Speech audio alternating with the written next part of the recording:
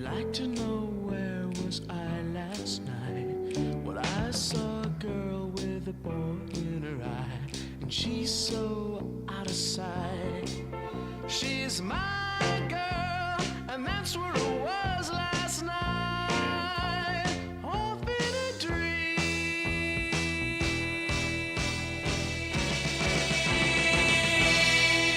She's my girl.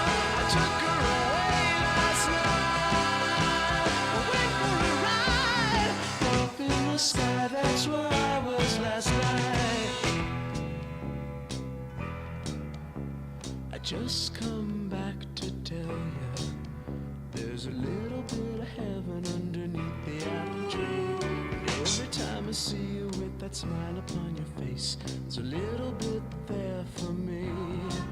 And she's my girl, and that's where it was last night. Wait for a ride.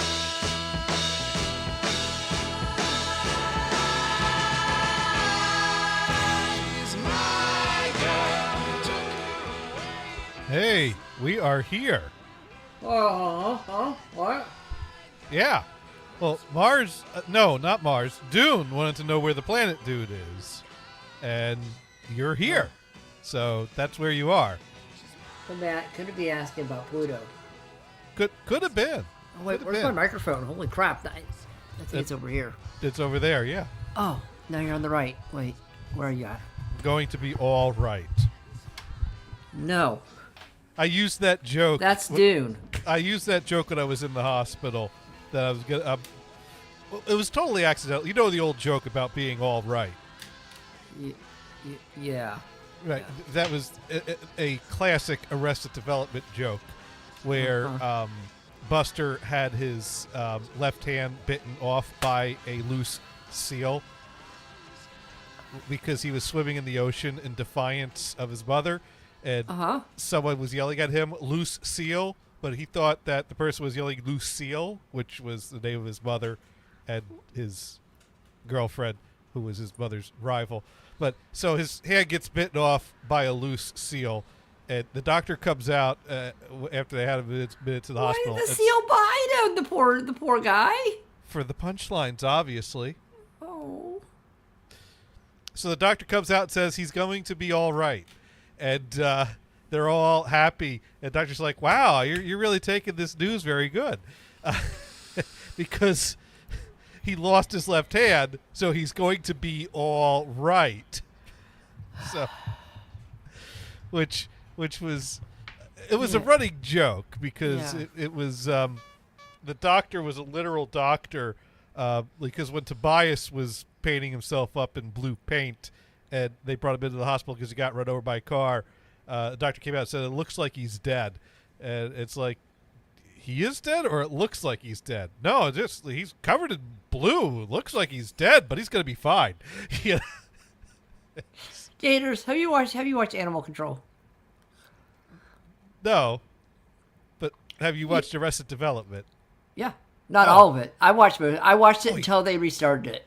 Oh, you got it. Oh, you watched the original 3 seasons that aired on TV. Yeah. Oh, the rest of it's good too. I mean, the Yeah, I original just 3 never seasons got to were- it. I just never got to it. But so when I was in the hospital, and they're getting ready to check me out. I mean, I'm still struggling to walk, and because my left knee is still very sore, even though they just drained it. But by the next They didn't morning, amputate, huh? No, they didn't amputate. But I guess the nurse, doctor, medical, whoever was helping me get the brace, because they gave me like a Velcro brace to put on that knee for comfort purposes, and then got me in a wheelchair to wheel me out while Ten was bringing the car around. And she came in at first and asked, "How you doing?" And I said, "All right." Because that's, by that point I was doing all right. I was feeling better. I was able to fall asleep, and I was getting ready to go home and knew that I was on the road to recovery. So yeah, I'm all right. I'm okay. And so she puts the thing on there, and then she asks me, well, which knee is it? I'm like, it's the left knee. That's why I'm going to be all right. And she burst out laughing. She probably seen Arrested Development. Then. She, I don't know if she saw Arrested Development or not, but she got the joke, and she commented on, "Wow, you know that's the funniest thing I've heard today." Oh, that means she just got there, huh? It could be. I didn't take it that way. I took it as a compliment, but that could have been what she meant. So yeah, going to be all right. Anyways, I am here. Mars is here. We're all right. Dune ready again. Oh no, you dad joke the nurse. It's okay if the dad joke results in laughter and compliment. If the dad joke results in the groan, it's a bad dad joke. But some dad jokes are okay. Oh. Right? Well, they're all okay. I mean, you know. Yeah, sure. Yeah. Mm-hmm. Yep. Yeah. Yep. So, anyways, we could open the show. We could, because some weeks we do and some weeks we don't. But this week we're going to open up this show that we call Insert title here. It's a show Before that. Brian? What's that? Before Brian? I don't know. We're let's see if Brian wrote anything back yet. Brian's not written anything back, but Yeah. he'll probably write back at some point that he's Well, got. it's nice and warm outside, so he's probably out sunbathing, playing with the seals. He's got to play with the seals. Yes, he's out there with the loose seal and the bobcat. There's probably a bobcat outside. There's probably a mountain lion outside, so you Apparently, can. the bobcat's been coming back to his yard. You know, he probably went out there to a little. It's because it's this new kitty. You should go out there and make friends. I'd rub its Yes. belly. Yes, I would my rub its belly. friendship. I would have no arms because I'd say, "Hi, I'm going to make you my pet." I think it's going to work the other way around. The bobcat's going to make you its pet. That's fine. Yeah. Fine. Everybody can use a Someone- little belly rub once in a while. It's fine. Someone's going to be someone's pet. Yeah, that's fine. That's why And then- Animal Control is a great show. And then dinner. Well, you know, you want some dinner? I'll give him some dinner. It's fine. I have chicken in the fridge. I like that popcorn chicken. That works. There you go. Yeah. Yeah. So, well, today was a fun day. Let's see. What did I do today? Well, I got myself a cup of iced coffee. You're gonna need it tomorrow. You're gonna heat wave, boy. I swung by the boss's office to bitch more about the whole intern laptop situation. Oh, did you win? I didn't win anything, but well, basically, I just said I want this to go different next year, and I appreciate you allowing me to I air want my it to go different next year. Nice. right. Like, look at this. This is crossing a line into something that makes me uncomfortable. I understand it is what it is. I understand I can't change this right now, but I want you to know that, and I appreciate that you let me, be candid with you about these things. And I don't expect to change things in the next 2 weeks, but I'd like to make this not happen next year. So I've basically stated my goal, which is to struggle through this year of 6 personal laptops coming in the door that I have to support and not support at the same time. Schrodinger's service desk, and then we'll get through that, and then we're not doing this next year. What are you gonna do next year then? What's that? What are you gonna do next year then? I don't know. Maybe I'll be working somewhere else by then. Okay. Sorry, Maybe- flossing. Yeah, that's what I should do. When they Floss? start, yeah, if they start calling like, "Hey, we need Citrix to install these laptops," I'll just go, "I'm sorry, I'm flossing." I was eating pumpkin seeds, so I had to floss. I see. Yeah. No, but I was very good today because I went to an after work event where And you only had 6 beers? I had nothing. There was free food. There was free open bar. I just went and said polite pleasantries. But today could have been your cheat day. No, what I learned is that cheat days don't work for alcohol, at least.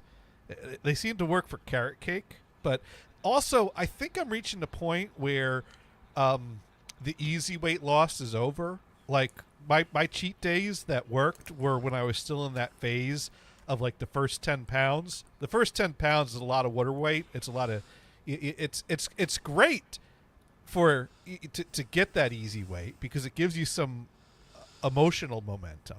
I take cranberry pill for that. But yeah, after I've reached the point of I'm firmly in the post 15 mark, but not by much. And I think the next 5 pounds is going to be slower than the last 5 pounds, which was not as fast as the first 10 pounds. Does So this mean no more Pop-Tarts or waffles in the morning? well, I haven't been. I guess I could have chaffles. You know what? Chaffles. What the heck is a chaffle? All right. You get an egg or Uh-huh. two. Uh-huh. You get a bunch of shredded cheddar, and that's your waffle batter. Wait, isn't that just called an omelet? Well, no, because you put it in a waffle iron and get it crisp, and you could use that as a bread substitute when making a sandwich. I just call that scrambled eggs. That's just nice me. and cheesy. Well, you're going heavy on the shredded cheese. I mean, the egg holds the shredded cheese together, but you got this slop of shredded cheese all together with the egg, and you put that in the waffle iron, and you let it kind of crisp, and then you could like spread some like tuna salad or chicken salad or whatever in there, and have yourself a nice sandwich. Are eggs okay to have? Oh yeah, you could eat all the eggs you Because want. all I do is take 2 eggs, a bunch of shredded cheese, mix it up really good, stick it in the microwave for a minute, and it's done. It's called scrambled eggs. Well, what I do is I scramble up the eggs in the bowl. I cook some bacon or sausage, and then I either crumble the bacon or cut up the sausage. Wait, or?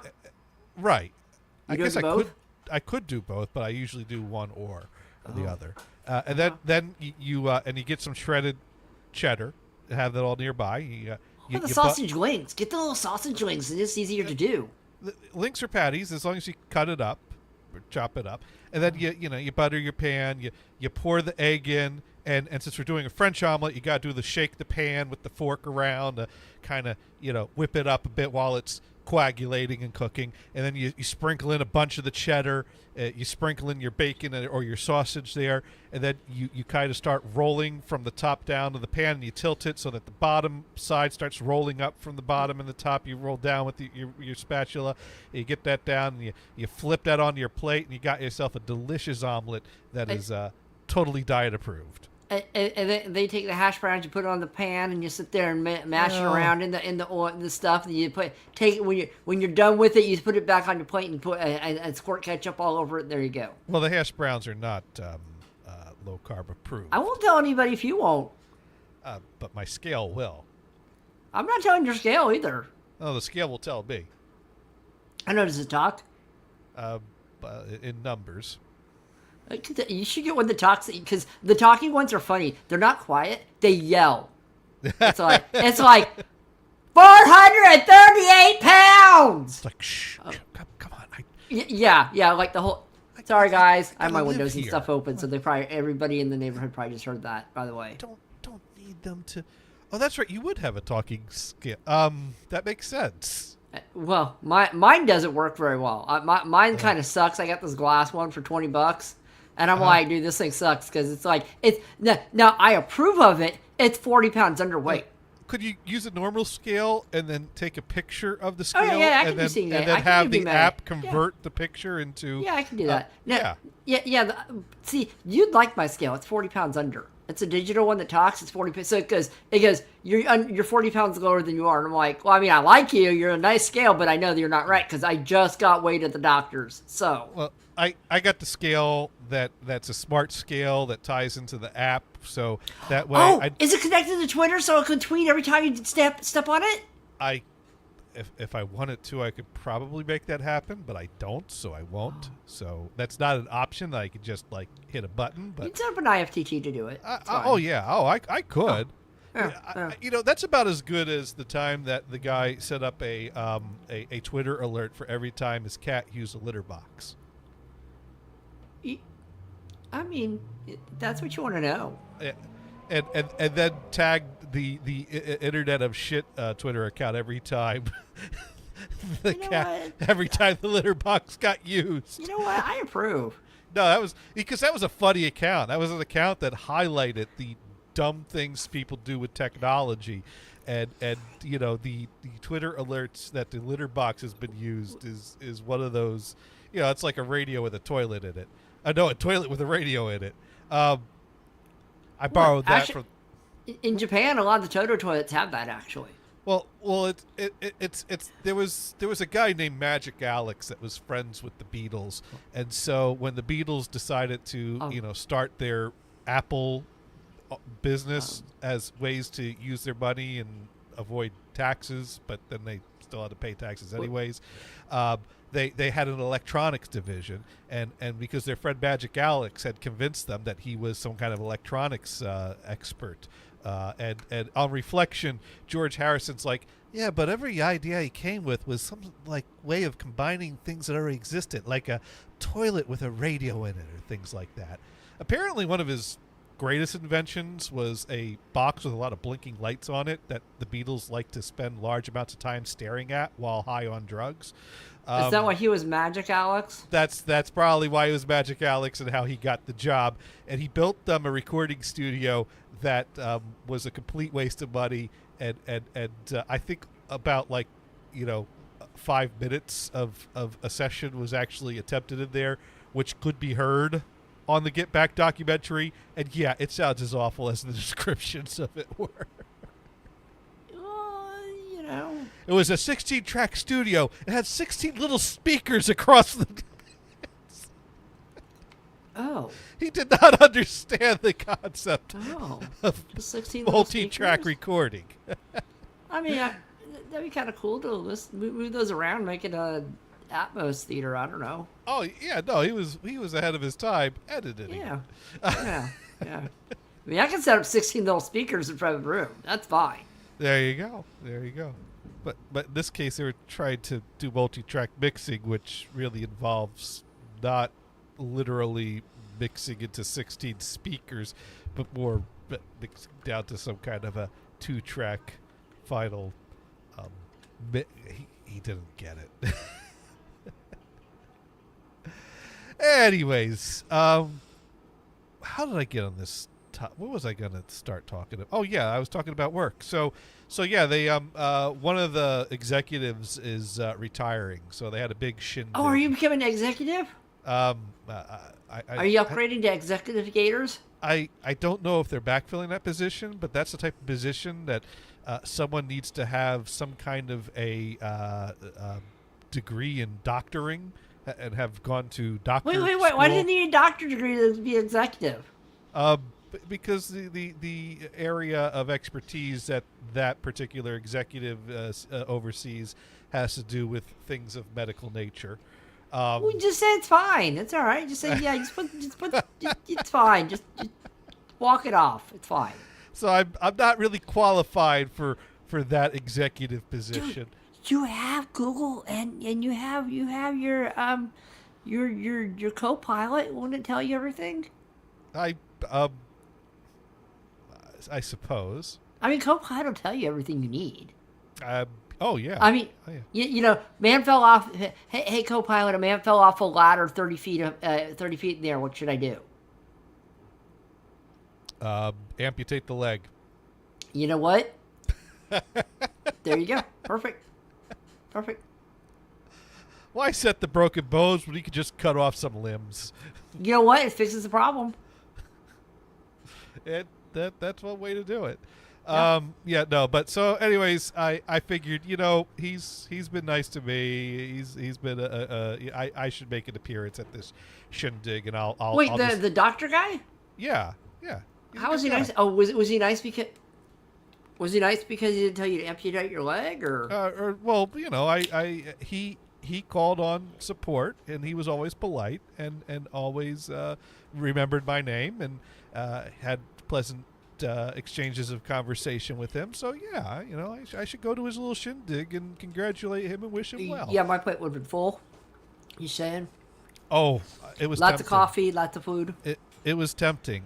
Open bar. It's like maybe I just have an old fashioned. Oh, I wasn't thinking open bar. Well, no, but I was. Or I mean, load up. They had burgers. They had the chicken and shrimp and.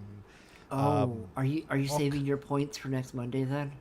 I'm not saving points anymore. I'm at the point where I can't afford any cheat days anymore because I've reached the slow point of loss, and I still want to lose another 5 pounds before my birthday. Are you on the treadmill? Or before what's that? No, I'm just. Do you have a gonna, treadmill? Just normal? I'm just gonna keep dieting for the next few weeks, and see if I can get down to under 250 before like summer officially kicks off. So no mashed taters with lots of butter then. No. I mean I can have the butter. Here's your plate of butter. Enjoy. One thing I gotta say is there's no middle ground when it comes to this diet. You either have the rock or the sticky stuff. There's no in between. Can you blend it together? And lately, I got the sticky stuff. Wait, can you use the rock and like pour some water and mush it up? I gotta deal with the sticky stuff, which means that I got like the spray bottle to try to You're talking about that. I was like, what are you talking about? Are you talking about your food or what? I don't. Well, we've talked about the rock situation when it comes to the low carb diet at times, where it's just a lot of fiber. It's fine. Where it feels like it's coming out sideways. I've had those. I've not had that issue the past few times I've done the low carb thing. I've got the sticky stuff. The dude says you got to work the rocks out. No, it's not been rocks this time. It's been the opposite issue. I think it has to do with more fat content making things. Drink more water. So eating a stick of butter without the mashed potatoes would probably exacerbate that issue. I'd imagine that makes things. You know what? Take a spoonful of olive oil. I don't know. I've been reading up on things, and I'm like, you know what? I could just deal with this because it's like, have some kind of like fiber supplement or something, or just deal with it. And it's like they have a Wanda Sykes commercial with the fiber, all Wanda Sykes commercials. Yeah. Well, besides, I don't want to. Oh yeah, I feel so much lighter because I poop every day now. I don't want to I don't want to accidentally overcorrect.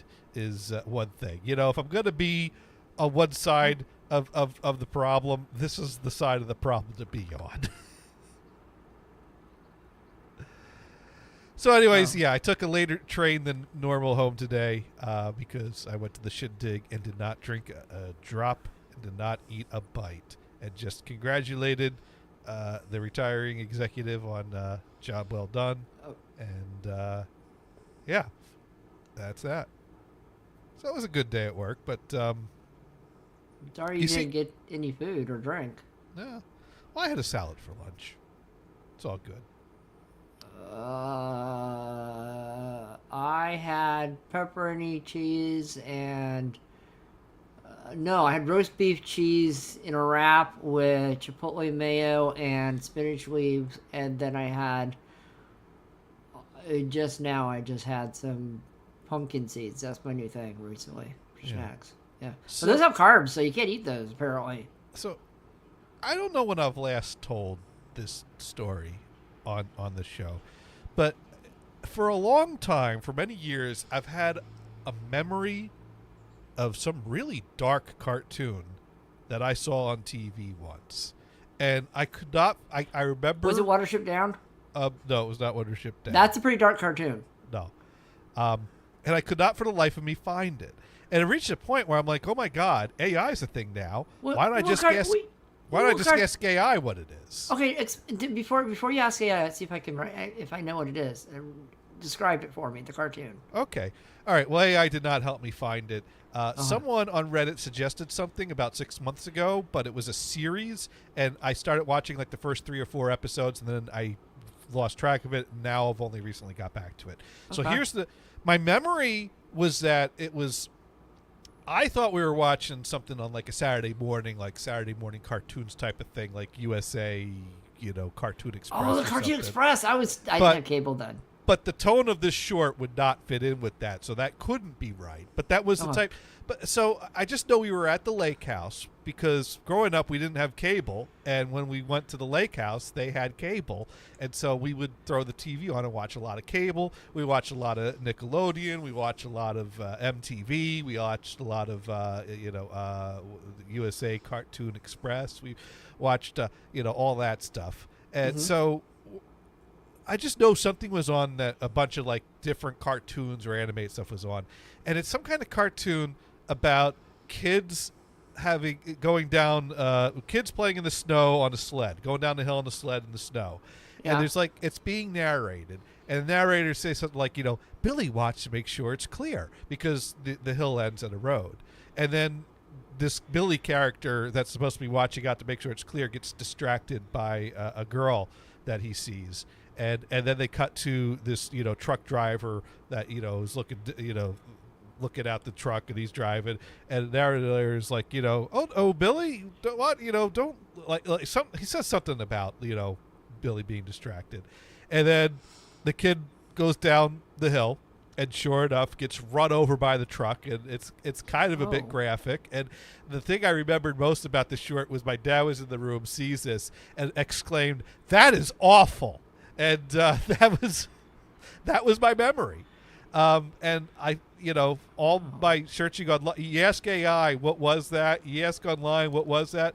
I've not found other people online that remembers this short. And I'm pretty sure this was not some kind of fever dream and I dreamed it myself. Well, it turns out I was dead right. I absolutely It was probably on remembered MTV. spot- One of those MTV liquid television things or something. Oh my God, you absolutely nailed that. Yeah. And sure enough, someone on Reddit said, I think that might have been on Liquid Television. You should check that out. And so I had heard of Liquid Television. I didn't realize I ever watched an episode of Liquid Television. But Liquid Television... That's where Aeon Flux was. Right. Yeah. Dune writes in, wait, what?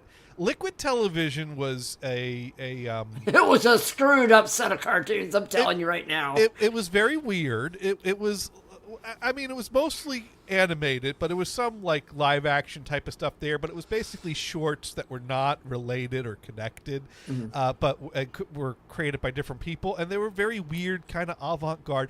And what Liquid Television is most known for is for being the first place where Beavis and Butthead shorts aired. They were the first two Beavis and Butthead shorts were segments that were in episodes of Liquid Television.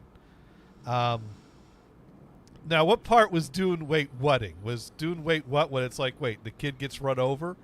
And Dune goes, did Mars just guess it? Yes, Mars just guessed it. Now, did you remember that specific short from Liquid Television, or it just seems to match the vibe? It matched the vibe because Liquid Television had, because I used to watch it. It was on it. Okay, I was younger, so I swear it was like 11 o'clock at night, so I didn't get to go watch it very much.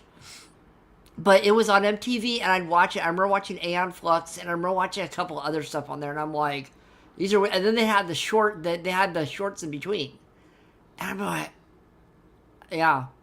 Yeah. Well, here I have it. It's full glory.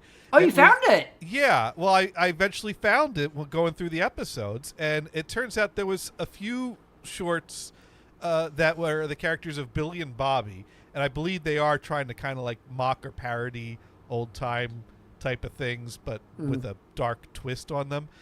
So here is the memory that was totally real, and I finally found.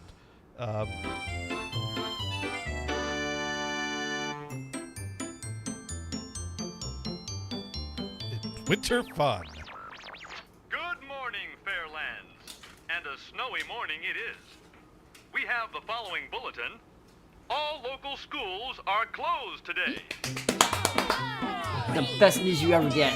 Yes.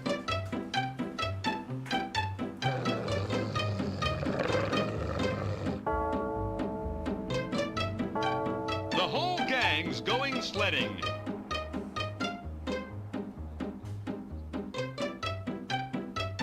It's Billy's job to watch for cars. Emergency signals, all clear.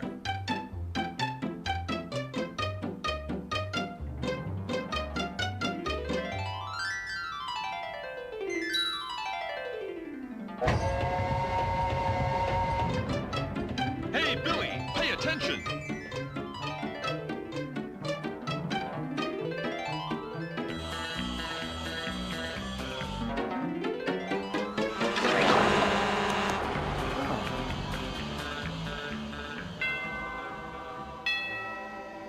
Well, Even in the dead of winter, young love can bloom. So there it is. Here's my childhood memory of liquid television. yeah. Yeah. And dude wanted to know doesn't exist, and now dude knows that it does exist. Was he smoking? And dude's reaction? WTF. This was on MTV.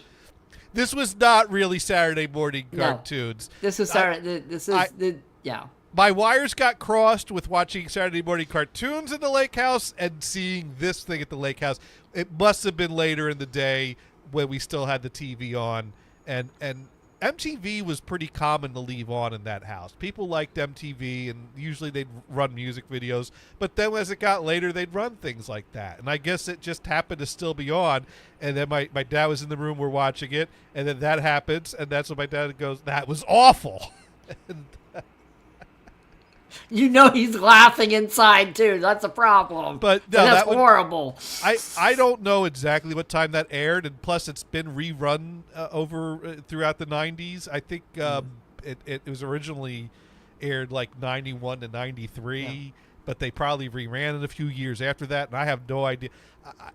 I get the feeling that I probably saw that the summer of 93. The summer of 93 MTV was they an spent a- interesting place in the Yeah. early 90s because you had stuff like Ren and Stimpy, but then you had stuff like Syphil and Ollie. And Syphil and Ollie, it looked like a kid show, but you watch it and you're like, that's not real. 'Cause Yeah. it's basically two sock puppets talking. You had Beavis and Butthead. Yeah, it was there's There some was- non-kids. I mean, it's cartoons. A lot's cartoons, but It was, it was a gritty channel at times. It was, Yeah. I mean, it was the channel that was okay airing Beavis and Butthead, and that was a pretty crude show. dude, know? you want to see something that people are smoking? Watch some Syphil and Ollie. You'd be like, what fever dream was this? That's a Oh, good Dune wants to know, was the kid smoking in bed though? You know what? I gotta reopen it now and check that. replay that clip.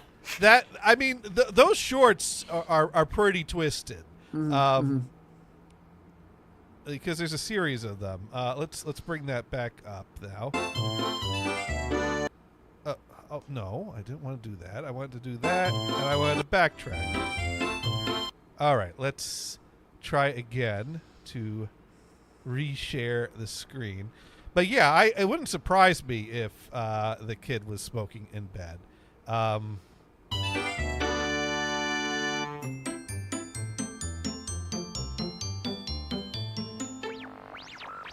Yes. Good morning, Fairlands.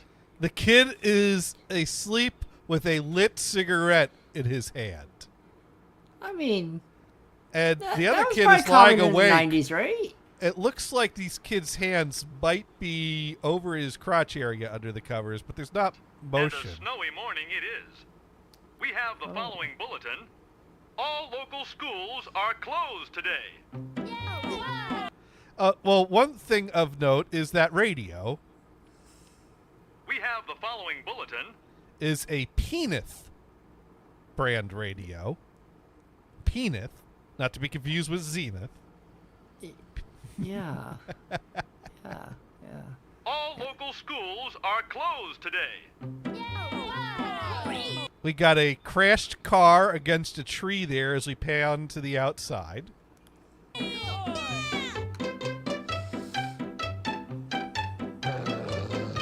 We got a house here that's looking a bit more run down from the other houses with a growling dog and a lot of yellow snow and a a car that is probably not seen a road in quite some time, parked in the front lawn. We got some snow demons and snow nudes. The whole gang's going sledding. And at this point, we know how It's the rest Billy's of this job plays. to watch for Yeah. cars. We get the idea. But all of these are pretty twisted. Like, here's the other first one I saw of these. And I'm like, what the heck is this? Well, I'm rewatching. This one was on an earlier episode. They What's go to that, the park. Mother? A letter for Bobby and Billy. Hooray! A birthday party! You boys will need to buy a gift. And don't forget those manners.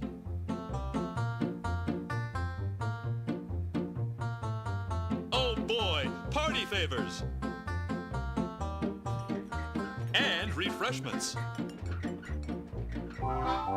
Everybody's having fun.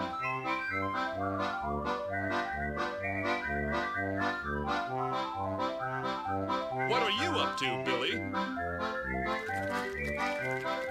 That's not good. It's fine. Fine.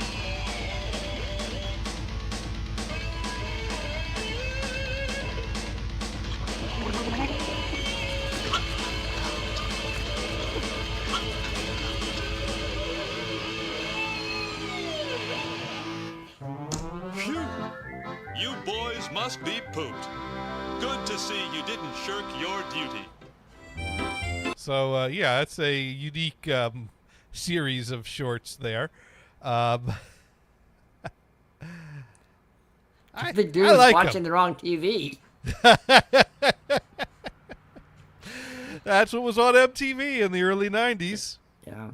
Yeah, that's my parents didn't like us watching Beavis and Butthead when we went to the lake house, but my dad probably had no clue we were watching Beavis and Butthead. My mom suggested that we ought not to be watching it, but she never forced us to change the channel. So Some interesting times with TV because, like, MTV had that. What was it? Sci-Fi Channel had Tripping the Rift. That was a show that was an interesting show. Later on, Spike TV was showing Barbarella. That was a interesting show. Yeah, I don't know how that passed I mean, airtime, honestly. the Bobby, I wonder what came first, Bobby and Billy, or when did Ren and Stimpy start? Because Ren and Stimpy definitely has that I think vibe. they were. I want to say they were early '90s, maybe even really late '80s. Maybe early, maybe 90, 91. Yeah, Alexa, when did Ren and Stimpy start on MTV? Ren and Stimpy premiered on August 11th, 1991. Okay. Thank Okay. you. The okay, that makes sense. The You're Bob and absolutely Billy welcome. shorts. I'm so happy I could help you with that Ren and Stimpy information. I The- hope you have the- a wonderful rest of your day. The Bob and Billy shorts were started in season 2 of Liquid Television, which would be 1992. So Ren and Stimpy predates that, but I feel like the people that did these Bob and Billy shorts were probably one of their influences was probably Ren and Stimpy, because Ren and Stimpy definitely did that parodying old timey animation with narration like that. Because You know, Ren that- and Stimpy was really good, and they got tame when they hit Nickelodeon. But, you know, Yeah, but they often did those types of parodying, like old time educational Oh, yeah. type of, and distorting it. So and it, the weird horse guy yeah. that would do some of the narrating too. or the Mr. Horse who Yeah, no sir I don't like it was a which I still hear people say that once in a great while, and then I clap and say good. you know what my favorite thing about we need to bring up the reference to understand No, what sir? we're talking about. I don't like that. Right. It was there was some type of scene. I think they were testing some kind of a kitty litter for horses. I don't know. Why would they have a horse testing a kitty You know what? litter? Why not, Gators? Why not? I No, I have no objection to this. I'm just realizing now just how I mean, think of that. Think of this. If insane this I had worked, sound. if this had worked, you could have had a pony in your house instead of a cat, 2 cats. there is that. I do need to. Oh, here we go. We're going to add another window. Is what we're going to do. Dude would have 16 horses outside his cat house instead of cats. So So here it is.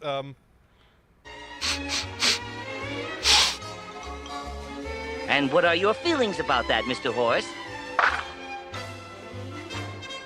No, sir, I don't like it. Excuse me, This is a compilation of all the times he said. Apparently, he said it more than once. Mr. Horse. Oh, he used to say. He said what it are a your lot of feelings times. about that fall?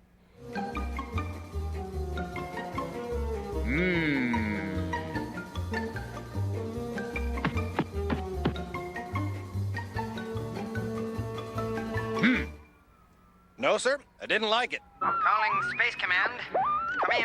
Do you read? No, sir, I didn't like it. Hey, boss. These guys just stole me and... Well, sir, I don't like it. So it became a running joke. Yeah. But I mean, the best is the original one where he's testing the kitty litter type of stuff. And what are your feelings about that, Mr. Horse? No, sir, I don't like it. Excuse me. So, when I was working at Walmart, me and a coworker got into a disagreement about the inflection of "No, sir, I don't like it," and I'm doing it spot on, and he's doing it wrong. And this, of course, is the type of thing that will keep me up at night. So I went home, and Really? enough so that I did this, and this is a great story on so many levels. So I go home, get on the internet that night, chat up Tams a bit, and searching for Ren and Stimpy clips on the internet. And I found the clip of Mr. Horse going, "No, sir, I don't like it." And I'm like, okay, now I need to burn this to a CDR so I can bring it with me to work tomorrow, put it in one of the CD players in the, boombox aisle, and demonstrate to my coworker that, no, I got the inflection right, he's got the inflection wrong. And it was all in good fun. In fact, he admitted I was right, and we all got a laugh out of it. But the thing is that it would be completely wasteful to only burn like 5 seconds on a 74-minute CDR. Well, yeah. So I set the burner to just repeat it 99 times on 99 individual tracks. So all this CDR would do is 99 times in a row go, "No, sir, I don't like it." Track 2. "No, sir, I don't like it." Track 3. "No, sir, I don't like it." I mean, it wouldn't announce the tracks, but it would, the counter would go up. And you could only have up to 9. That is a limitation of CD technology, that the track number. Oh yeah, so you could is do a the extra 2 one, right? They only have 2 digits in the code or the syntax of the specs. So a CD can only hold up to 99 tracks. That's a limit.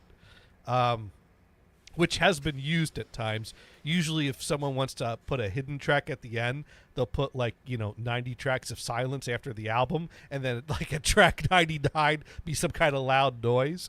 But anyways, so yes, I had the CDR that basically just had Mr. Horse saying, "No, sir, I don't like it," 99 times in a row. And I left it in the CD player.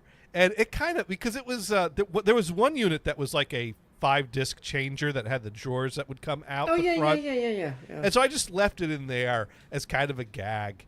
And the thing is that we had demo CDs, and we would keep them in a book behind the counter, but oftentimes during the day we would leave them in the players, and then they would disappear over time. People would actually just pocket them and walk out if it was something they liked.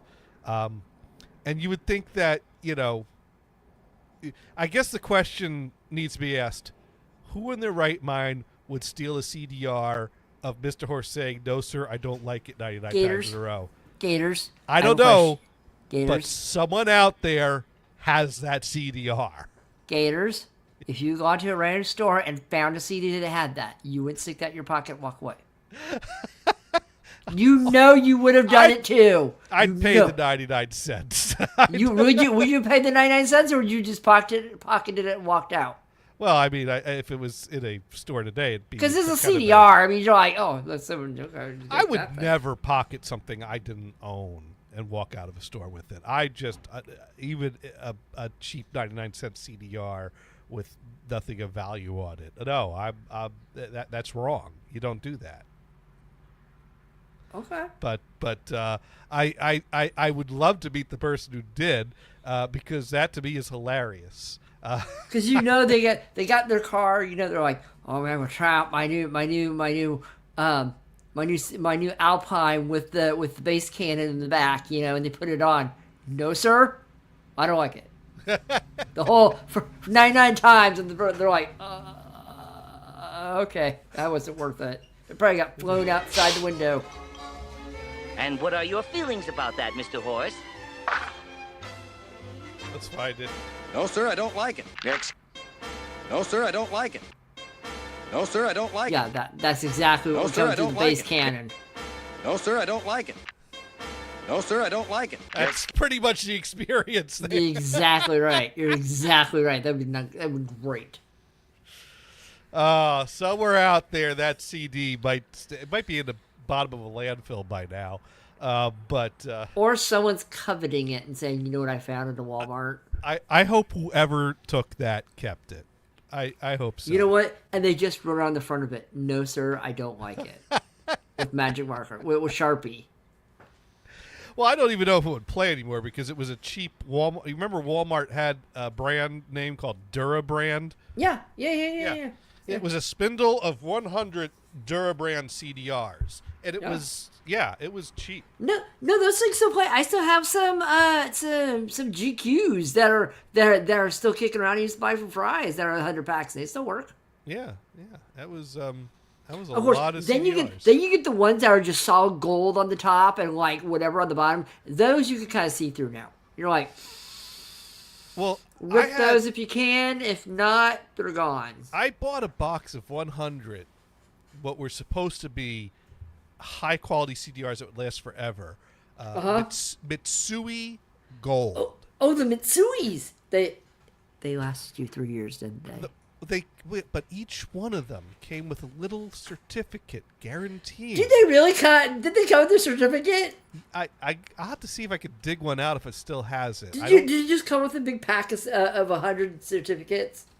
Well, I bought them in cases. So I bought this big box because those I bought for school projects and things like that. So I decided if I'm gonna the problem with the Mitsui Gold CDRs is that the gold layer on top flakes off real easily. Yeah.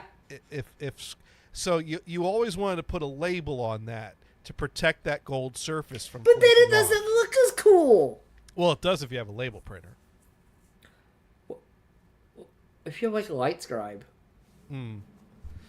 So, but then the problem is that sometimes labeling the CDs were problematic, because I think there was some question about what is the long-term effects of the adhesive being up against the reflective layer. Because there are two things that are very important in a CD: the actual data layer, which is pits and flat surfaces, but then there's the reflective layer, because CD technology is using a laser to read zeros and ones off of pits and flat surfaces, and the way it reads it is from the laser being reflected off the reflective surface when it goes through the pit. And so if that gold layer, which is the reflective layer, gets scratched off, there's nothing for the laser to bounce off of there, and it doesn't read properly. So that is a problem with CD technology, is not only the data layer but the reflective layer.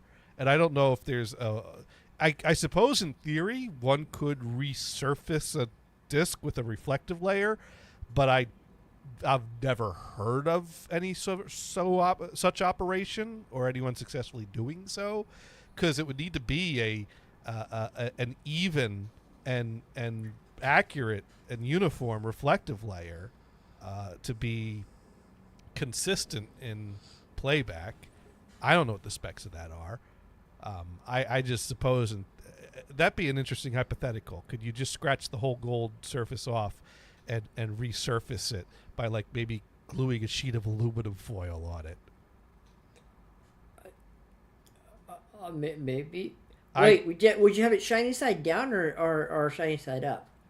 Well, you want the shiny side down because you want it to be don't put facing it. the layer. It better be perfect. Don't have a crinkle in that. That is, maybe you just iron it on. Can you iron aluminum foil? I don't see why not. Does it stick? You know what? I'm gonna have to dig through my collection, see what Mitsui Gold discs I still. I hope to goodness you have those all recorded and put on drive somewhere. I've ripped them, the ones that I still have that I cared about. I've ripped.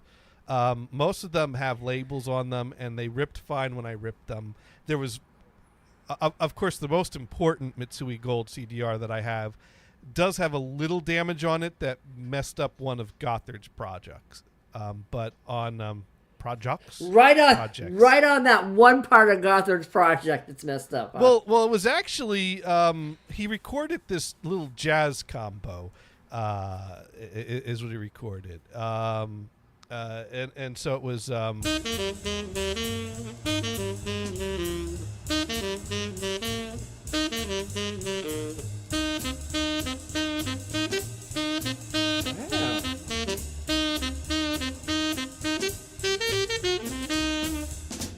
Yeah, this was our junior.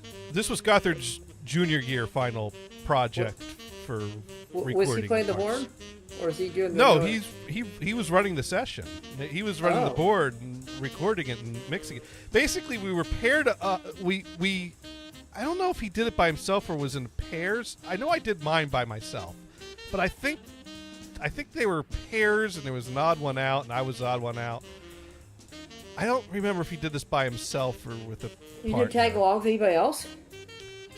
I know the project was that you had to find someone and record their project. Find someone that's got a song or a couple of songs and record it and produce it. And I forget if this was the year that we paired up with another class, and some of them were the producers. That was pretty good horn. Yeah. Well, that was Ben on the saxophone. He gave me a Panasonic yellow TNT Dynamite 8-track player. Do you still have it? Yeah, but it didn't work right anymore, so I cannibalized it, and I'm going to turn it into a Bluetooth speaker. Oh. Do you have something to replace it with? Or is that on eBay? No, I just took the insides out. And, one of these days he's going to go to a flea market and find the exact same one, and it's going to work. It's going to be $20. No, those things sell for more than $20. But don't tell the people you're going to buy it from that. Anyways, so that was, God, we did projects where we paired with the senior class, and the senior were the producers, and we were the engineers. But okay. I think this might have been senior year where we were the producers and the juniors were engineers, because technically speaking, the producer is the one who makes all the decisions, makes all the calls, has the vision in their head what they want it to sound like, and gives the instruction to make that happen. The engineer touches the mixing board and takes instruction from the producer of what it should sound like. Oh, so you're the grunt man. Well, they're both very technical skills and important parts, and we kind of, because the way we were told was that you're producing, you're not allowed to touch the board. And we asked the question, is that how it really works in the real world? And he's like, well, not strictly, not all the time. It's not uncalled for or unheard of for a producer to every now and then reach over and touch a fader. But to keep everyone in their lane and in their roles, you're producing, you're not allowed to touch the board. If you want something changed on the board, you have to instruct the team you're working with that are the engineers to do that. So they really set up these kind of real world working together collaborative scenarios with us. And we did that both years on both sides. So I think that was actually a senior project when Gothard was producer and someone else was engineer. See, you could have been engineer for that one. Well, no, because we were in the same class. So I was a producer the same year he was a producer. I was an engineer the same year he was an engineer for those projects. I don't know if some of those projects didn't make it to CDR. They only made it to DAT or cassette. And you don't have a DAT player anymore? I do, but it doesn't work. And the cassette, I don't know if I have a good conversion of that somewhere or not. No, that's I did dub that cassette at one point because that cassette had all the individual songs that were used in the background of the K-Tel Songs in the Trailer Park commercial. From K-Tel Records comes Songs from the Trailer Park, one of K-Tel's classic country collections. Included in this album are classic hits like My Pickup Truck by Skeeter McGee, Hold Down by Billy Joe Tyler, and of course that unforgettable hit Alimony by Thaddeus Thornberry. But we had those individual short songs on a cassette somewhere. Actually, I think I have a lot of that stuff on a digital multi-track 8-track tape. 8 multi-track. It's not an 8-track cartridge. It's a high 8 tape that is formatted for a 8-track multi-track digital recorder. Could you remaster that Dolby Atmos? No, because I don't think there's a lot of tracks to those songs. I think it's basically a stereo drum kit that was played off of a Casio keyboard, a bass, and a guitar, and a vocal, and some hand claps. There's not a whole lot to work with for an Atmos. That's enough tracks to do at least like surround mix. Oh, not very effectively. You could add to it. But yeah, that CDR also has what does it have on it? It's got his other project.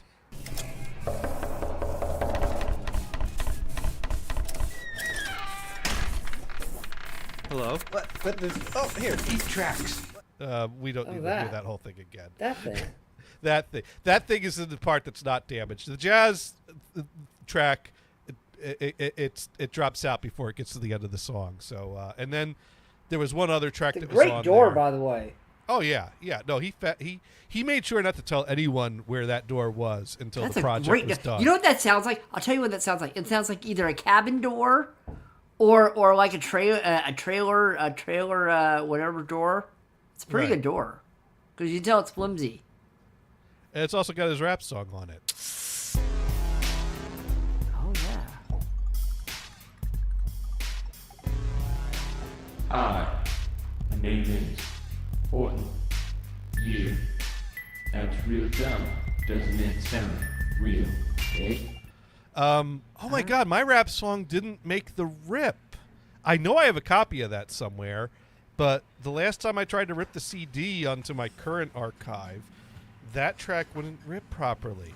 Oh, that's a shame. You can't hear my dumb rap again. But it does have the you can restore it someday. Well, somewhere I got a digital file because I played. Ducks. Yeah. Well, this was my Found Sounds project. Is this the one where you had Gothard backwards? I don't think I made him backwards. See, that just makes you got to pee right there. This is the one where I basically went into a practice room, banged on the piano a bit, and slammed a bunch of doors and popped some bubble wrap. I basically wanted to convey the feeling of one's dreams being completely crushed to smithereens. And so I started with this nice scenic nature sound effect. Why does it sound like you're on the ground as things are going, as things are above you? Well, it's like, no, I'm laying on the ground and the truck just went over my head. That was a cement truck, is what that was. Oh.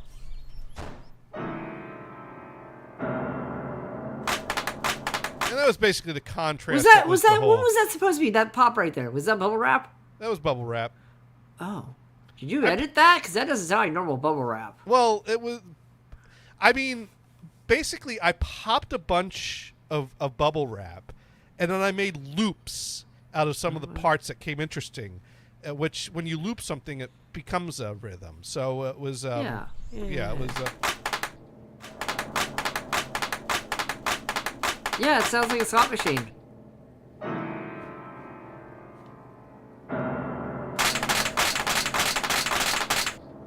I mean, it's fine. And then stereo door slams, and it was a bit amateurish. You know what? It is what it is. Well, at the time I thought I was making a statement. I would have stuck the microphone on a car engine and turned it on. I probably shouldn't have been as dramatic in the. Oh, you're allowed to be dramatic. It's your project. You're allowed to do whatever you want. Yeah, here's the awkward thing about that is if you had turned in something completely different with that wasn't this, would your professor think that you did it, or you think someone else? They think, oh, well, he just stole someone else's. Let me add some context and see if you think this is okay or borderline creepy. Okay. That piece was inspired by an event of my asking a girl out and her turning me down. She was also in the class that this project was presented. Well, you know what? If they don't know what it was from and how it was done, then you know what? It's not that creepy. You're allowed to have your internal thoughts and do things amongst it. I think stereo door slams 8 times in a row ain't exactly the most subtle message. Well, that doesn't. They don't know. They don't know what that is. They don't know your position on that, and they don't unless you told them. What the reasoning for doing it. What inspired that? Really? I wouldn't have guessed that. She knew I asked her out. She knew she turned me down, and then she knew I played this project that starts with nature, birds chirping, and then evolves into a bunch of door slams in my face. It's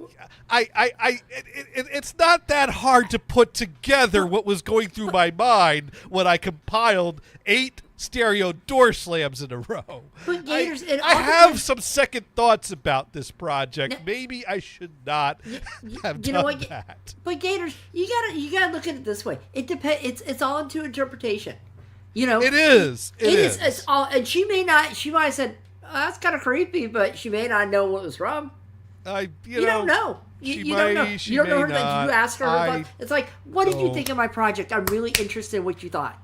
I did not ask her for her opinion on the project. I don't think I even looked at her while. See, that's the problem. I ask people, I'm like, hey, I did this creepy ass project. What'd you think? Was it creepy? Or I was that creepy enough for you, or should I have? I want to know your thoughts. I want to know your thoughts, and I want to know what did it make you think of when you did this? Why do you think I did this? Because it's interesting to see. I'm one of those people that say, hey, I'm interested in seeing what your interpretation of this project I just did is. Because, you know what? I find it interesting to see what others' minds come up with, not just my own. I mean, the best thing I did was I added the 8-track player into it. Good. As well. So because that's a personal touch. Why? That's a... Why? Well, there's that.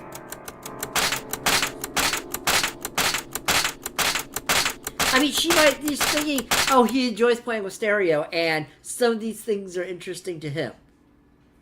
And then the coolest thing I did was I ended it by reversing the piano,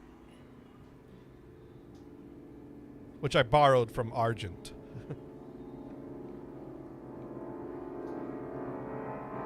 Yeah, that's creepy right there. Cool effect, though. Yeah. No. I was very proud of this project. I still am, but I cringe a little now. So how long did it take you to do this project? I don't know, a few hours here, a few hours there. Yeah. Nowadays, if you had to do that project, how long would it take you to do digitally? That was done digitally. Okay, with the technology you have now, how long would it take you to do that project? I'd do it exactly the same. Would it take you that long to do it, though? Yeah, it wasn't that hard. It wasn't that long. I mean, what I did was there was a portable DAT recorder. We were all given turns with it, and the task was use the portable DAT recorder, record some sounds. Anything you can record with the DAT recorder is fair game. Was this your DAT recorder, or is this the project? It was the when you school's bought it? portable DAT recorder. That was it nice, or was it pretty crappy? It was nice. Okay. And go check out a microphone or two and walk around, and you could. And so, what everyone did was walked around campus recording any sounds you can find. And there were a lot of common themes in a lot of these projects because the school was right alongside a railroad track. So more than half the projects had the sound of a train at some point in them. I did record a train. I did not use it. The water flowing and the ducks quacking, that was because there was this peace garden on campus where they had the ducks and the water flowing. So, I walked around the campus, gathered what sounds I could. The campus was right next to a cement truck factory, or cement factory with the trucks that would drive in and out. That's why we got a big cement what truck kind of driving. place what kind of school was this? Your cement factory? It was out in Amish country, and Ooh, it was Amish are right. cool. You just head down the Hershey Highway a bit, and it's right there. Well, that is true. Okay, that is true. Yeah, that is very true because I know that area. Yeah. I've been to that area before. Some days it smelled like shit. Some days it smelled like chocolate. And on those weird days where the wind was kind of shifting, it smelled like some pretty shitty chocolate. Chocolate shit. There were some days that Gothard and I drove to the record store, and Gothard would decide to try to find a new route home, so we didn't have to drive past that stench again. Well, that's the way you like explore, right? We're taking a different way home. We're not coming back this way. Yeah. Oh man. No, cool area. Cool area. My dad yeah. grew up. My dad was born in Pennsylvania, so I have family there. So Yeah. It's a cool state. Yep. So great hills. You got a car. You got some great hills to go up and down. Just saying. I enjoyed my 4 years of being a honorary Pennsylvanian. It was a nice experience. That was you walk around outside and the first part really is mostly about the bird loops. I put the cars in just because it needed something more, and that was part of the nature of the campus. But really, that first part, I think the water and the ducks is lame. The water was cool. The water was cool. But it doesn't mean anything. It's just to happen. The first part was about experimenting with loops of bird chirps. Mm-hmm. I should have built on that. And stereo width, because you could definitely tell the stereo width between that and that, Well, it was a mono recording, but I would pan the cars to make it like they were driving back and forth past you. Yeah. But if you listen to it, that whole thing has a tweet, tweet, tweet, tweet, tweet, tweet, tweet, tweet, tweet, doodle-doo, that just repeats throughout the whole thing with other bird loops that come and go. And to me, that was setting kind of a tempo or a rhythm to that part of the... Well, at least you didn't have the birds like you do around here that sound like car alarms. Here's a duck. Yeah, the ducks I panned. And then there's a car that comes in. These sounds all happen at separate times and were compiled. Here's the water, makes you gotta pee. Nice. Perfect. This is basically like, hey, nature is good and happy, right? Yeah. This is the happy part. Fine. I do the second half before I do the first half. I just needed a first half that was enough of a contrast. But the birds are what really make this part. Yeah, my question is, you had the nature, but why'd you put the birds beside it? Because the nature by itself was too sparse, and the only thing I had left on the tape was cars and trucks. Okay.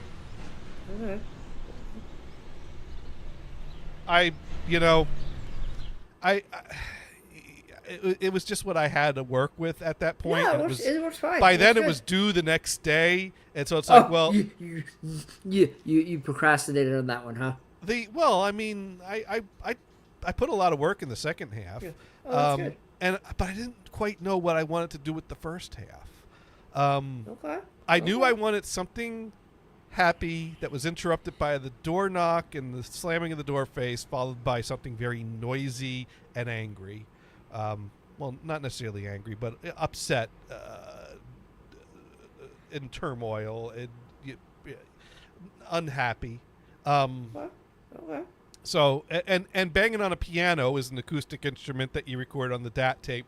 So that was fair game to have piano sounds of recorded piano used and manipulated in the piece. So I did the banging on the pianos and used those sounds. And then in my dorm room, I got the bubble wrap. I played around with the yellow TNT Dynamite 8-track that Ben gave me. There you go. And I mean, I guess that first loop of the bubble wrap was a happy accident that I just had that segment and it gave me that. Well, you got to have your tension sheets. I mean, come on, that's standard procedure in any college. Yes, form. the tension sheets. Yes, and I'm glad you know what that's from. Red Dwarf, obviously. Yes, I'm so glad you know. But I remember when I first played that, someone asked me, "Was that like castanets or and it's like, no, it was just bubble wrap." So that was a cool sound. Yeah, I would. I was never happy with the Cars in the first half, but it is what it is, and I can't change it now. And again, I cringe a little now. It's pretty good. I mean, it makes you sound a little emo, but it's fine. It's all good. Well, I wasn't dressing the part, but yeah, I was feeling the vibe. Oh, there's incognito emos. It's fine. I had no success whatsoever with the females throughout college. You know what? I'm sorry. That whole project had did not sound like anything to do with the female. It sounded like someone playing with audio and enjoying themselves and some weird noises near the beginning and sticking in certain areas. Well, I mean, it's not that hard to read Is into. Is it? Well, I wouldn't have got it. I think most of the class might have just thought it was an exercise in contrast. Yeah, pretty much. But I think the girl I asked out and who turned me down shortly before this project was presented probably got part of it at least. Did she get in with Ben? Is that what happened? What's that? Did she get in with Ben? Is that what happened? What happened is that it was a bad idea. She goes, "I'm getting in with Ben. Here's that plunger tape." Right. Well, it was a bad idea, and I knew it was a bad idea. But sometimes you gotta try. Sometimes you just gotta try. Well, she was a foreign exchange student from England. So Ooh, at the end you go for the foreign. So at the end of the semester, she'd be going back to England. Oh, you could have gone with her? Well, basically, I knew that dating someone who was going to be returning to another country across the ocean was probably not not destined for success. I think the other problem is Gators. The other problem is, since she's a foreign exchange student, you know how many people probably hit on her. I guarantee you, with an accent, with the English accent, you know how many people probably hit on her and asked. You know she had a ton. I don't know, but you can call her did. now. I did. It was. Do you have her Skype number? She went back to England at the end of the semester, and I never saw her again. It's okay. Maybe she's thinking back from high school, right? Maybe she's thinking back to college now. I mean, the thing is I was always such a shy introvert. Oh, so was I.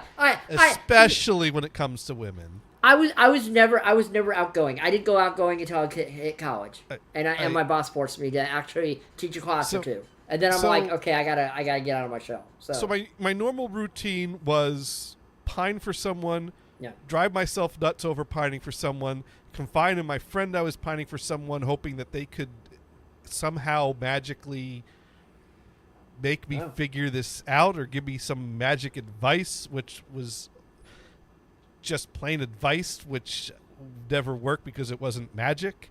But she was one of those few people that I was able to build up my courage Yeah, and enough you asked her, to you know what? actually. Gators, whether or not she turned you down or not, that was a milestone. So you can never say no to that. She's not the first. I asked out. Every one you asked out, you got courage. It's called a milestone, dude. Yeah. And now you don't have to worry about it. You're married, and Yeah. Well, if it weren't for the internet, I never would have been able to. Thank goodness for the internet. Thank goodness for the internet and internet radio. No, what I mean, and body paint. Well, basically, it was it sophomore year or junior year? One of those years was the year that they came, and there were 2 foreign exchange students. They were both female and from England, and they were. I remember we had a class where Professor Snyder, senior douchebag, introduced them, and He has pretzels, doesn't he? As soon as he said, 2 ladies from England, I was like, where? Oh. And they were both cute, but there was one I was more attracted to than the other. And one of my first milestone in this navigation was I went into the dining hall, and I saw the 2 of them were sitting by themselves at a table having lunch. And I am normally the go find a table to the side and keep to myself, unless one of my established friends. I was a person that would accidentally establish a small number of friends. So Gothard was pretty much my only real friend. He was your wingman? He was, wingman wouldn't be the term, but my friend, if I saw him in the dining hall, I was going to sit with him at the table he was sitting at. Maybe some of my other classmates, I kind of knew I might go and sit with them, but usually lunchtime we had different schedules. I don't think Gothard and I ever really ran into each other during lunch. So normally I would sit at a small table by myself, scarf down my lunch, and leave. But I saw the 2 of them there, and I thought to myself, well, it would be customary to be friendly to 2 people who are new to this area, and they wouldn't. It would not give away my ulterior motive, and so that made me less nervous about it. That it was a logical, friendly thing to do for someone in their class to go over to the table, introduce himself, and plus it's 2 of them, so I'm not angling for one. I'm just being a friendly classmate, welcoming them to the country. And honestly, they probably enjoyed that. It's like, that's cool, thanks. So I came over to them and I said, hey, you 2 shouldn't be sitting by yourself. Mind if I join you? And we sat down and we had a very pleasant conversation. Good. Yeah. Well, that's the problem. When things go a little bit good, I love to take that inch and stretch that out to a mile. Like, she was nice to me. Clearly, we're going to get married. I'm exaggerating, but that's you have aspirations. That's fine. You're in college. You're allowed to have aspirations. But I'm like, hey, she was nice to me. Clearly, this could work. Obviously, this. Gators, if you have their Facebook, I'm sure Dew would be happy to look at those for you. I never got her last name. Oh. I don't think I ever got her. Don't think I ever got her last name. Oh. Well, I mean, she was just someone that was in our class for a semester. I don't know. I figure if you like someone, you get their full name, right? Maybe I knew it. I certainly don't remember it now. Oh, that's fine. The brain ages. It's fine. So yeah, that went well. I blame the lack of carbs for that one. You know what I remember? That's right. So I sat with them. I was talking with them about how the things are going, and they said, "Oh, we're going to the gospel explosion that they're having in the chapel today nice. to check that." And I'm like, "Oh, hey, I got nothing going on. I'll join you." And so I joined them there, and that was a real interest. And I got recital attendance credit for that. Hey, there you go. You might as well get some credit for that one, right? One of those few times I voluntarily got some recital attendance credit when it wasn't crunch time, and it's like, okay, I need 7 more. There's only 7 more recitals this semester. I have to go to every one of them. Because it's always, I'll go to the next one. I'll get to the next one. I see Gators is like me. He procrastinated. You had to go to 10 recitals a semester. That's fine. I would have had no problem with that. Taking in music was a part of a music education. I would have hung out there. Yo, let's go. So I went with them to that, and I remember, I mean, that was cool. There was this local Baptist church that the preacher and the choir came, and he did the preaching, and they're doing the singing and the hallelujah, and then the college gospel choir, or the college actually put together their own college gospel choir, the LVC gospel choir. And I gotta tell you, they could sing good, but that was the damn whitest gospel choir I ever saw. It was really bizarre. It was really bizarre to see a group of white college students getting down with the gospel. There's nothing wrong with it. You gotta get down with the gospel. It's fine. But it was a really good experience, and I had a great time with them there. And I thought, like, oh my God, this is actually working. I might be able to get a date out of this. Of course, then I didn't know what to do. I guess that kind of was I went with both of them as a group type. Okay. I wouldn't count that as a date. No, that was not a date. That's called getting credit. I might as well go with you. That's the closest thing I had to a date in my 4 years. I would look at the 2 girls. I'd say, "Yo, hey, mind if I tag along? I have to get these recital credits," and they would know. They're like, "Yeah, let's go. Come on." No, I did the hey, that sounds like fun. Mind if I join you? And I went and I sat with them there, and and that was the closest thing I had to a date in my 4 years of college, was joining the 2 foreign exchange students to the gospel explosion thing. You had a date with 2 girls. There you go. Kind of. That's all you have to say. I think they would disagree with that assessment. And during the date with the 2 girls, the gospel choir sang. Yeah. There you go. There we go. So then it's like, well, what do I do now? And what's the advice? Be friends with someone, hang out, whatever. But like, how do you make that happen without it be, that like to me, it's like if you want to hang out, that's why you ask someone out. It doesn't have to mean that you're dating or steady, but it is, you want to go out with me sometime. It could be a date. It could be as serious or not serious. I mean, it's the first date. How serious is that going to be? So obviously the only next step I could come up with would be to ask her out on a date. And so I agonized over this for, I don't know, days, weeks. I don't remember the time frame anymore. But I actually caught her in a practice room. She was doing a little rehearsal, and I knocked on the door, and I'm like, hey, I wanted to chat with you sometime. Do you think we could go out sometime? And she laughed, and then there was this long silence. And no, she laughed first. Oh, no. It was a friendly laugh. It wasn't I know. A nervous laugh, unexpected. I was not expecting this type of laugh. Yeah, okay. Okay. And try to formulate an exit strategy. How do I say no politely? How do I let him down gently? I think is probably the thought process that was going here. See, we should have gone there to, hey, do you mind if I listen to your practice? What do I think? It's kind of interesting. I'm curious. I'm interested to see how you're practicing. Oh, that was. Oh, you know what? That wasn't in the practice room. It was in the DAW lab. Okay. Yeah, the digital audio workstation lab. We're working on projects, and she was there, and someone else was there, and then someone went to the next room, closed the door. I'm like, okay, we're both alone in this room. I'm going for it. I'm doing it, and I did it. Good. See, get your courage up. And after a long pause of silence while she formulates her exit strategy to let this down gently, because she sure as hell wasn't interested in all this. She said, well, I don't really think it's a good idea. I mean, I'm going back to England at the end of the semester. And I said, yes, I realize that, and that thought has occurred to me. But I also just want to kind of not think about that right now and just kind of think about the here and now and worry about that later. And she's like, no, I'm sorry, I don't think so. Oh. Or something. She said, no, I still, which, she had a logical reason to shut it down. I just was, like, hey, this is a horrible idea. I don't care. I want to.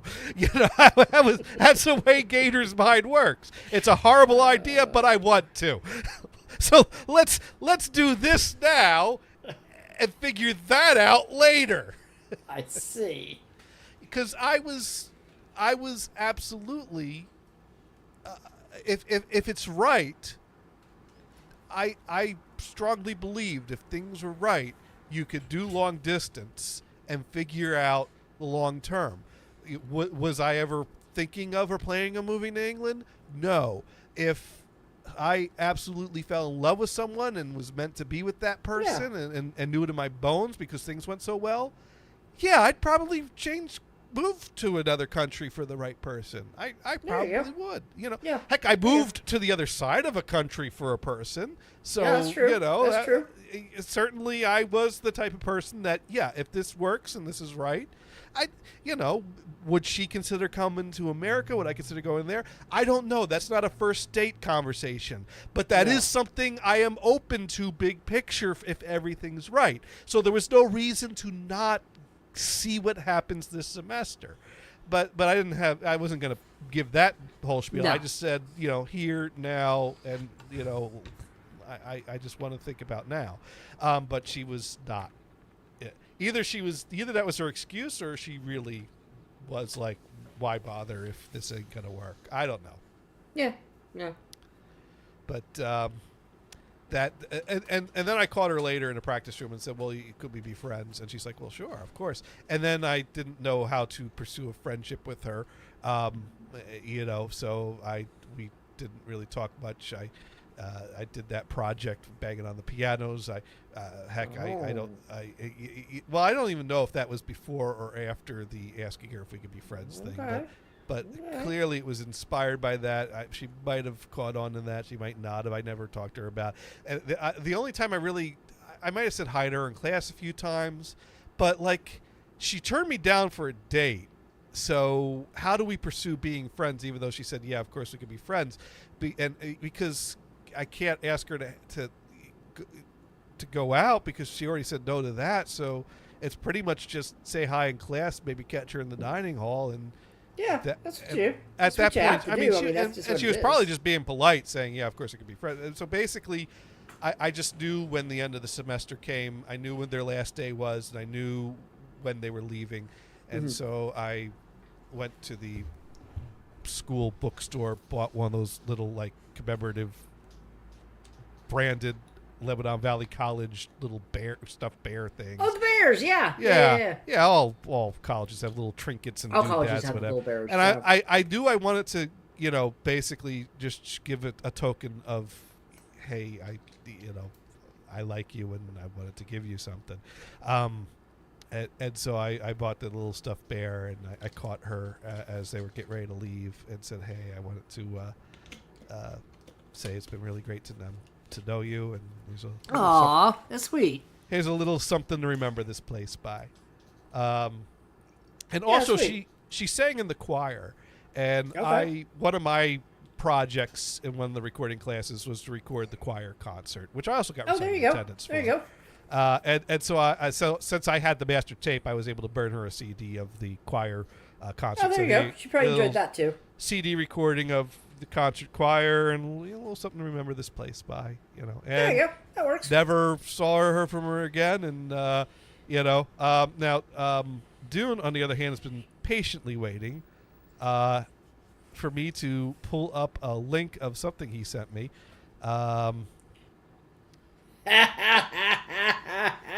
Dude. Dude wants a Facebook.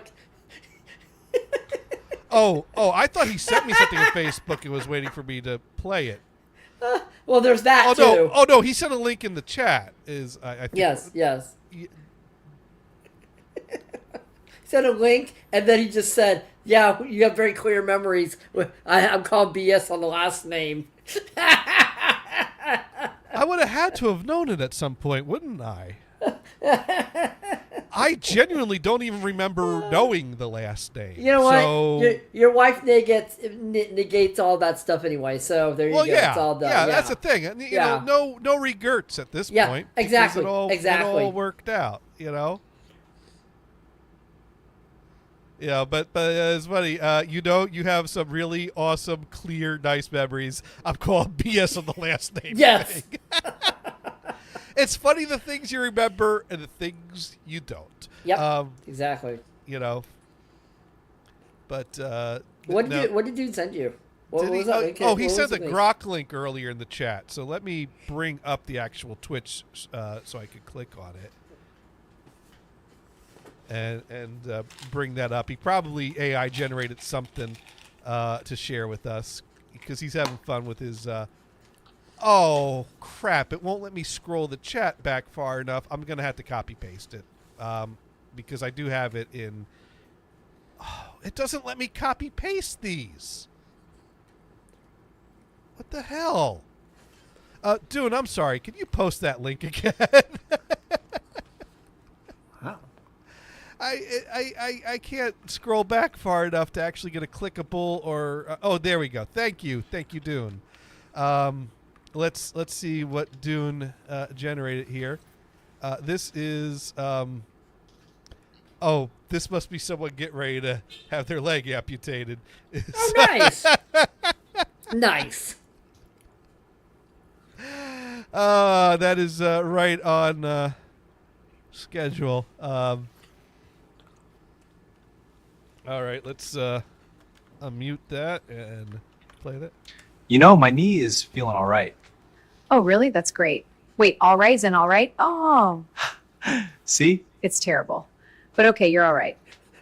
You know, my knee is feeling all right. That was it's terrible. That was pretty lame, but totally worth watching.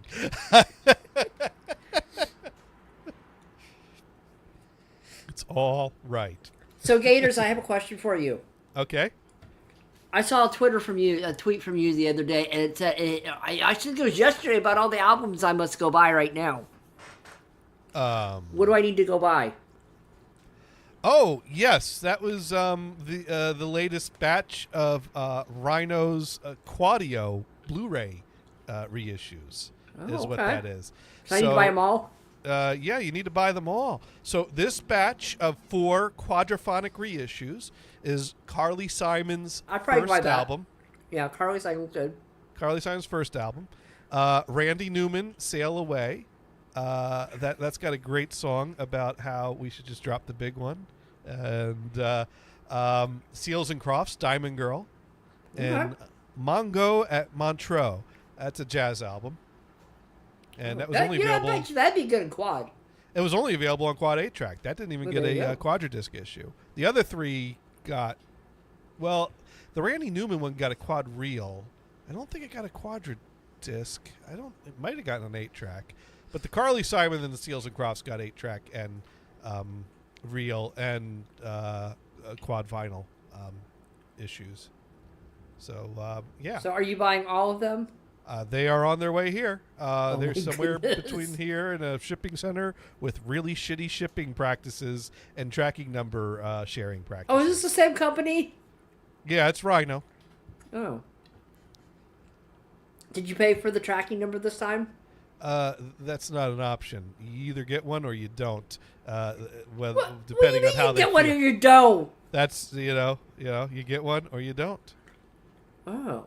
Oh, and we've heard back from Brian. Whoops, I totally forgot. I won't be available next week either. Have a pleasant Memorial I'm not Day. going to be around next weekend either. I have an engagement party to go to. So. I don't have any plans to be anywhere next weekend, traveling wise. But Memorial Day weekend is always Ten's birthday weekend. Although in this case it's early for her birthday. But that is still the weekend that we're going to do something with her parents to celebrate their birthday. Yeah, that's great. That's awesome. Yeah. So, and then on, this Friday, I'm going to a concert. Ooh, where are you going to? I'm going to this, there's like a bar concert venue in Boston, going to see the Memorials. They're the band that opened for Stereolab when I saw them last year. So you're gonna see memorials on Memorial Day weekend. Yeah. Huh? That is. Are there balloons there? I don't know. Is there gonna be a lot of carbs there? Well, I'll probably just enjoy the music. Maybe I'll get a drink. Maybe I'll make that. We'll see what I weigh by then. If I'm getting closer, if I'm somewhere below 253, then it's like, yeah, I earned a drink. But if I'm still at like 254, like I need to get on the If lower you walk, half you of take this a drink 5. and walk home. Last time I had a few beers, they were light beers, and they set me back a week. See, that's the problem. If you're gonna drink and it says set you back a week, you might as well just drink the regular stuff and not the light stuff. Yeah, well, heck, who knows how bad that would have set me back. I don't. I think it's a double whammy because not only is your body burning the carbs, but your body's burning the alcohol. So that's the double whammy that keeps it from burning fat. But yeah, I'm gonna go see. They opened for Stereolab, and I was like, wow, this is good. I never liked any of their other opening acts. So you get to see Stereolab then? No, they Stereo. I don't know. So they're opening for Stereolab that you're not gonna go see. They opened for Stereolab last year. Oh, this okay. year they're doing their own tour. Wait, was this the group? Was this the one that you got the CD for, and you're like, yeah, I don't. At the Stereolab concert last year. Well, it was when I bought their album. Okay. Yeah, I bought the record, not the CD. But yeah, no, I like them, and normally I don't care for the opening act. That'd be fun. I'm like, That'd be wow, fun. Yeah. these peeps are good. It's a duo that do a lot of electronic looping. One plays keyboard, one switches back and forth between guitar and drum, and then they have a bunch of tape machines to play a bunch of loop sound effects. Oh, you should go up there and you should give them your project and say, see, I can do this too. Can I go play too? Yeah, I don't think so. See, look, listen to this car and this duck. I can do loops. And listen to the bubble wrap. I can do loops. Can I play? I can do bubble wrap. No, I don't think I will. But yeah, I found someone posted they played at a record store in California during the Stereolab tour that they went on, and someone recorded it and posted it to YouTube. So I do have and I downloaded it to. So this is essentially what I saw them do last year. So we'll. I mean, this is cool that he switches from the guitar to the drum.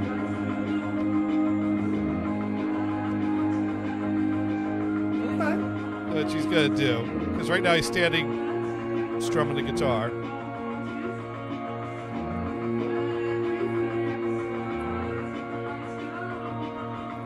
Now he's putting the guitar down, grabbing his drumsticks. Oh, there you go.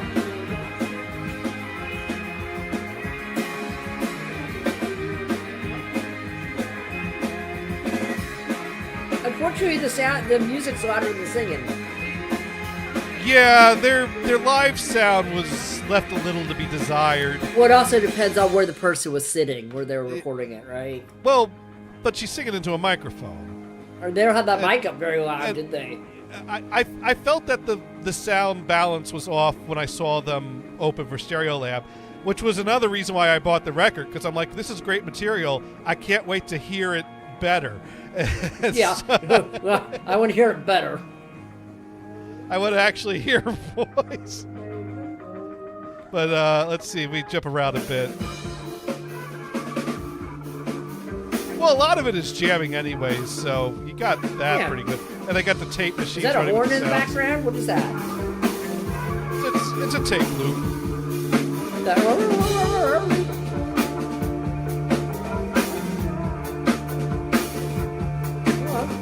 Yeah. Yeah, it's mostly music that you can barely hear them singing. That kind of stuff. Yeah. They need to turn that mic up a bit. Hopefully they got a little better with their sound levels. We'll see Well, what they're they going do to a this year. professor venue. This was that you said at an opening of something or other. But their sound sounded the same at the venue I saw them at live. Oh, okay.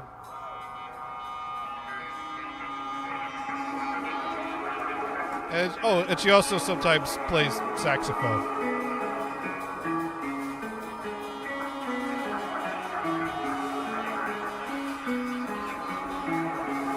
That's weird. You sure there's no balloons there?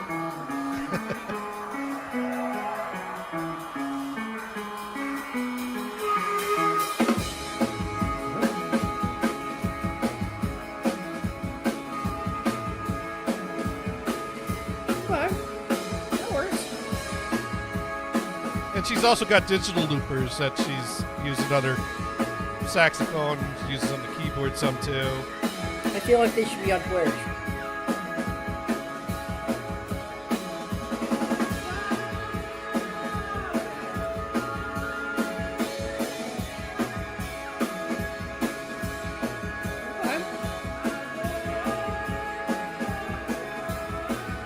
So yeah, they released a new album. You sure they have a microphone for her singing? I'm sure she's singing into a microphone. I'm not sure what it's plugged into. It's like, oh, I forgot to plug that in. Oops. But yeah, no, they put on a good show, and maybe are you gonna see it next weekend? This Friday. Nice. Actually, yeah, the That'll be 22nd. fun. Yeah. And this Friday's a half day at work, so I got plenty of time to finish up work and before I need to get a train into the city to get over to the bar that they're playing at.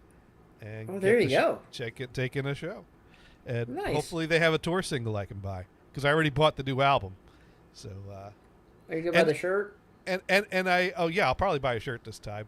Okay. I didn't buy a shirt of theirs last time. I kind of regret that, but I bought 2 Stereolab shirts. So now I'll buy a Memorial shirt, and I've already taken the new album and demixed it and made a quad mix.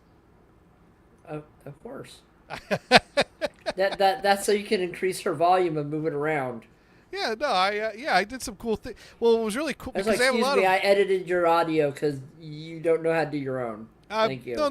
The album was well recorded. Their albums sound fine. Oh, good. It's the live sound. They need to turn the mics up a little bit for the vocals, but we'll see what they do this time. But yeah, I guess to fill time, I could show a little bit of what I did there. Let's take a look here. Let's bring up, because there were some of those songs were tricky to make a quad mix, and that was a project. Because you got all these weird sound effects and things. And what I found is really cool is there's a new sound model that's meant for choir to separate out 4 voices of a choir, or 4 ranges in a choir. Okay. So that if you have a choir, you can get a soprano range, an alto range, a tenor range, and a bass range. And I found that if you use that on things other than a choir, that you can separate out things by frequency range. And so when I have like those tape loop sound effects, I've used that filter to get some separation there, so that you can have different tape loop sound effects with some of the sounds in front of you, some behind you. Why don't they just make one that called the Guitar Hero filter, honestly? Well, they are getting better with they now have a filter that will separate rhythm guitar from lead guitar and acoustic guitar from electric guitar. That's so pretty good. So one of these days I needed to go back and revisit my quad mix of K-Tell's Believe in Music and see what more I can do with Eric Clapton's Let It Rain, because now I can get some better guitar separation on that. There you go. Because that, Eric Clapton albums, he had lots of layers of guitar parts. Oh, yeah. And the guitar filter just pulled them all. And it's like, no, if I could, I'd surround myself with these guitars. But that was not possible when I did that. So, yeah, let's see what I've been working on. Let's take a look at that. That's the Millennium. Let's try the second song. Oh, I went to open files instead of open session. All right, let's see what song number 5 is here. And I'm going to go ahead and share my screen so you can follow along with what I'm doing. Do you have the bouncy ball we can follow along with? The bouncing ball. No, the floating. So over here, you guys see I have a lot of different tracks separated in different ways. But I mean, it starts simple enough up here with the drums. Mm-hmm. And a bass. And I have, and this is guitar. And I kept guitar and bass and drums in the front on this.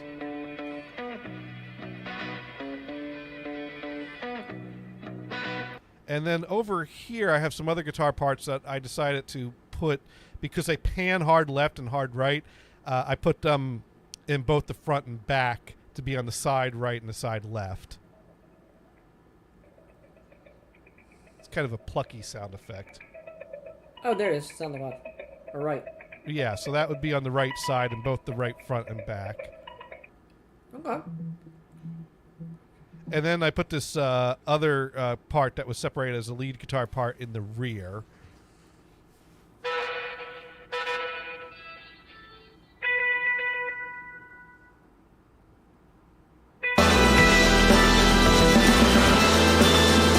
And I also put a lot of keyboard parts in the back. Now let's see, what is this? Oh, these are sound effects that went in the back. That could really mess with someone's head. Yeah, it's some of the tape loops that they play with.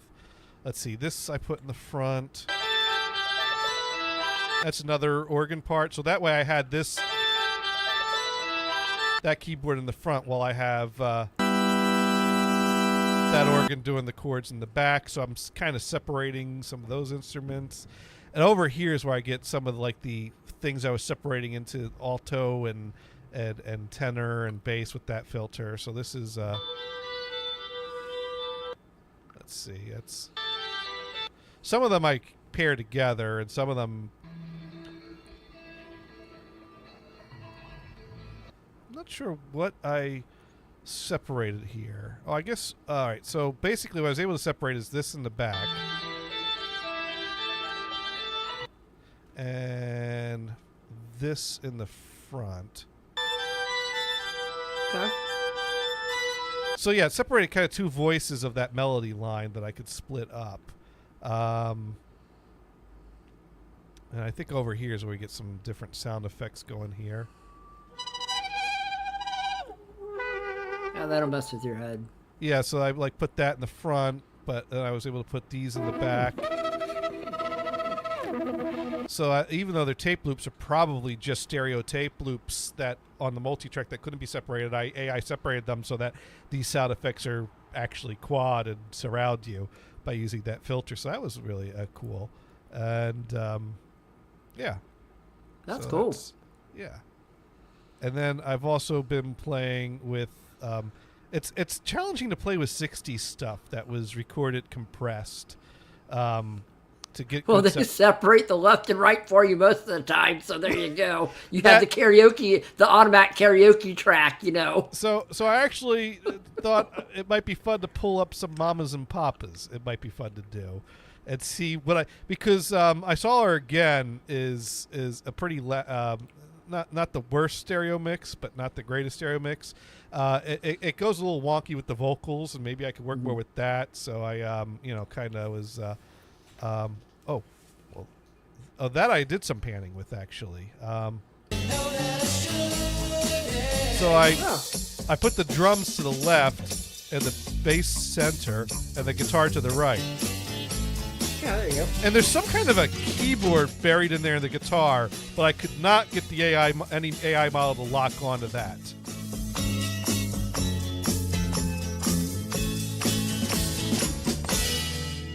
Put the tambourine on the right-hand side, or the left-hand side. I guess I could try to separate the tambourine from the rest of the drums with the drum separation models, but I don't know how those models are hit and miss. They miss more often than they hit. And then the tambourine in the back. I don't know. Well, I figure at best I could do things with the vocals moving around because there's a lot of vocal parts. Oh, and I can put the strings in the back.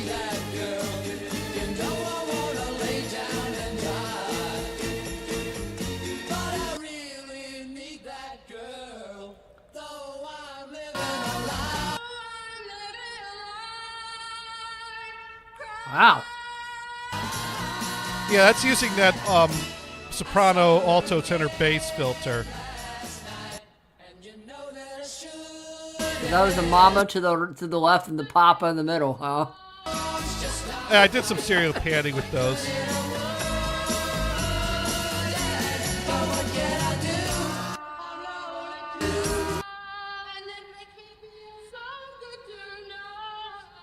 Oh, okay.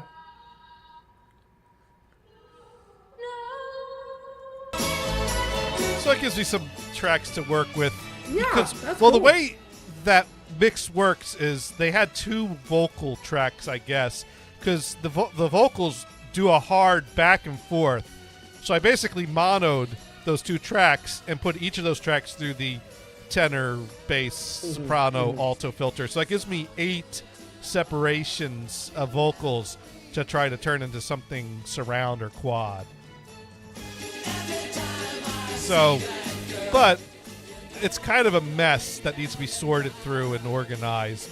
And one of these days, I'll get back to it.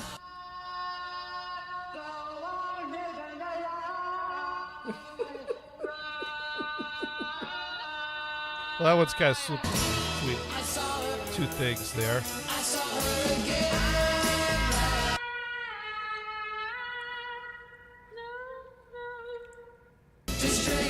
But, you know, if you like 60s music, that's a good song. Yeah, that's pretty good. That's pretty good. Yeah.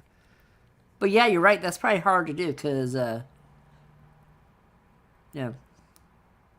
And then I've also been working on one of my all-time favorite albums. I got a few tracks in and then got sidetracked again, and that is The Millennium Begin. Let's see. I think this here's my final mix on that, and that is a sunshine psychedelic pop type of thing. Let's see. Oh, I've got my levels set for rear. Let me zero out my levels here so we can actually look at this. Zero it out. Yep. Yeah, there we go. I think we're almost there. Oh, we got that organ part that I threw in the back. We got a little glockenspiel, and oh, there's our vocal reverbs. There we go. There's an organ.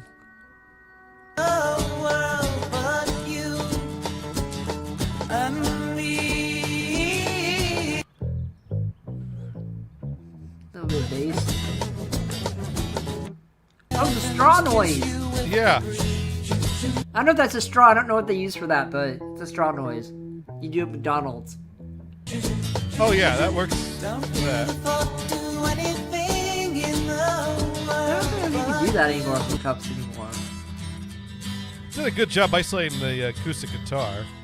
Yeah, that's pretty good. So I threw that in the rear. There's the glockenspiel.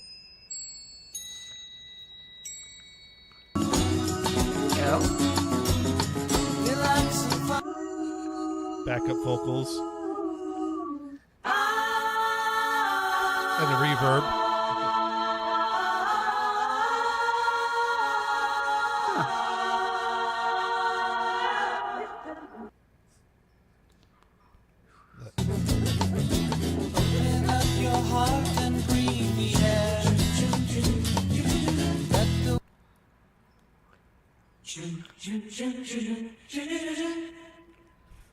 So that's cool. You get the backup vocals. Commercial where someone was playing the straw in their cup.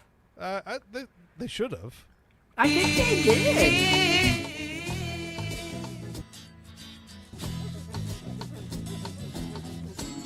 But I mean, this is, if you like this type of music, this is a great This album. isn't bad. This is bad music. Well, the cool thing about this album, I didn't realize till I every now and then one of the guys that was involved with this album gets on the interview circuit and talks a bit about his time there. This album was recorded in 1968. It was recorded using 16-track technology by syncing two 8-track decks together. Well, that just means you need 16 tracks altogether. He mentioned that was part of having that. He thinks it was that it always turned into, we've got more tracks to use, what more are we going to put on this song? And so he feels like that maybe they put too much on some of these songs, but this is for 1968 production. This is some damn good production for 68. Do you have all 16 tracks? No, there's a lot. The reverb makes it hard too. Yeah. But I've done enough to make an effective quad mix. You should send a text. You should send a tweet to the guy. Hey, can I have a copy of all 16 of those tracks, please? I don't think he has access to that. That's stored in a vault unless it went up in a fire. Wait, it's Columbia, so it's probably safe in a vault somewhere. Or in somebody's storage locker. Could be. Yeah. We just need to make more friends that have storage lockers near you.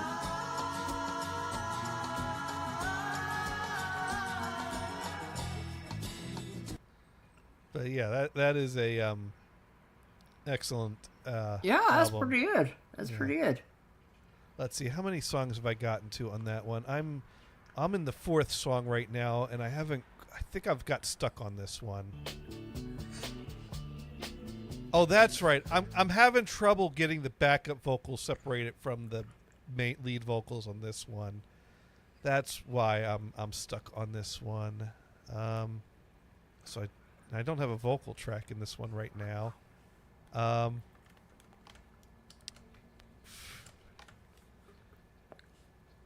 Let's take a look. What was the last thing I created on this? All right, so there's I tried to separate them using the bass, soprano, tenor, alto model. So here they all are without reverb. Oh, and that's why I have the reverb by itself, because the reverb I'll just put evenly in the front and the back. So what I need to do is we'll set that to 0. We'll set that to 0. We'll move that reverb up here. And we'll add 2 more tracks. And let's bring those in. So we got a alto there, soprano above that, bass down here. See if it actually separates out back from lead. Let's see. Ooh. You're doing it live? Life doesn't seem to be the same. Okay. It's beautiful, beautiful. So remember. Well, maybe we could make the backup vocals surround so that some of the tenors will be in the front too. And then, so if we make that our front, then this is what would come in the rear. I don't know if I want that coming in the rear. Well, if we add the reverb to it, that levels it out a bit.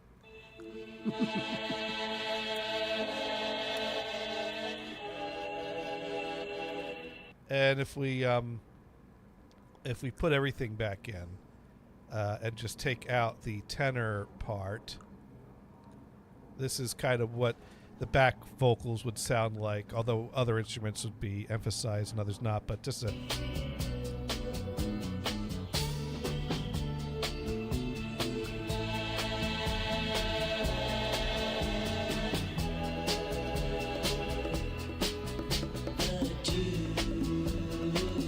Oh, we're going to have to take the bass out. Mm-hmm.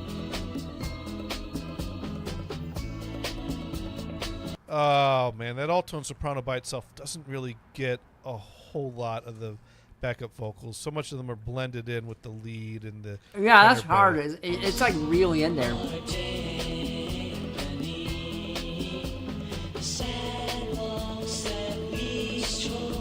Yeah, I'm really struggling to find a filter that can distinguish those backups from the lead to really surround you with vocals. So it's that's kind of why I moved away from this. Yeah, I would too. I'd be like, maybe new technology will come out soon. I don't. Maybe I need to move on to song number 5 and come back to this one to try to get some more momentum of the album, and that will, give me incentive to keep trying it or find some kind of a compromise that gives some. I mean, sometimes you can't do what you want to do with it.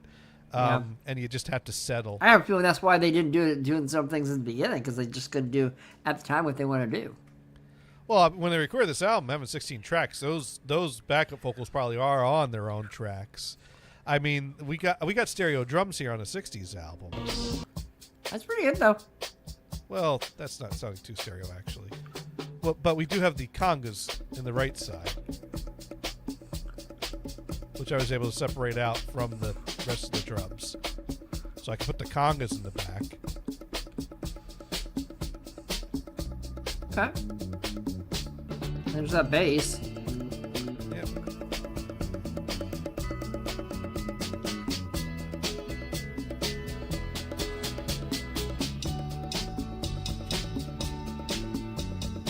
So yeah, it's Well, it looks like a work in progress. Yeah, that needs some work, but I'm really stuck on those vocals because I really want to get those backup vocals surrounding in that. Well, if they just released all 16 tracks. Yeah, that would be nice. Then you could just do it yourself. Yeah, well, the thing is, DIY music. I don't know if all 16 tracks would have all the outboard effects. So, and that was probably done with old school chambers to get those reverbs on those vocals. So I'd probably have to go dig up the parking lot of a old Columbia recording studio and rebuild their echo chamber.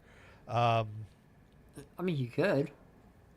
And you say you're probably not doing anything on next Monday, so you could probably do that if you have time. Oh, and I fixed the 5.1 mix of Talking Heads Once in a Lifetime. Well, thank God. That's cool, actually. It needed to be done. It needed to be done. Because the problem is that it how did I do this? Is there effect on this, or did I? Oh, this is the first version I did. So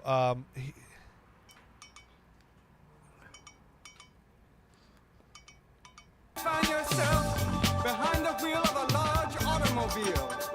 You may find yourself in a beautiful.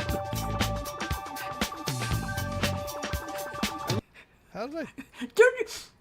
Have you separated just him talking? I mean, I have that. You get that from Rock Band steps. I know, it's so funny just to listen to him yelling. Yeah, there is water at the bottom of the ocean. You just listen to him like, oh, okay, it's crazy guy, it's fine. Yeah, no, but what my big objection to this song is that, well, you know what? I'll just demonstrate this with audio. So if you pull up an old school CD of the Talking Heads, Remain in Light, you play Once in a Lifetime, it sounds like this. If my player decides to actually it sounds like what? It sounds like Winamp saying you have an old version of Winamp open that's supposed to be recording the show that you forgot to hit the go button on, and I'm going to be confused with the. Oops. That's going to be a YouTube download. YouTube download.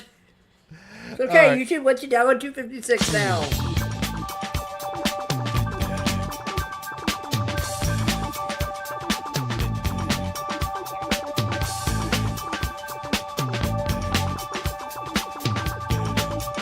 Now you hear that kind of sticky cowbell, that thing that has an echo on it. Yeah.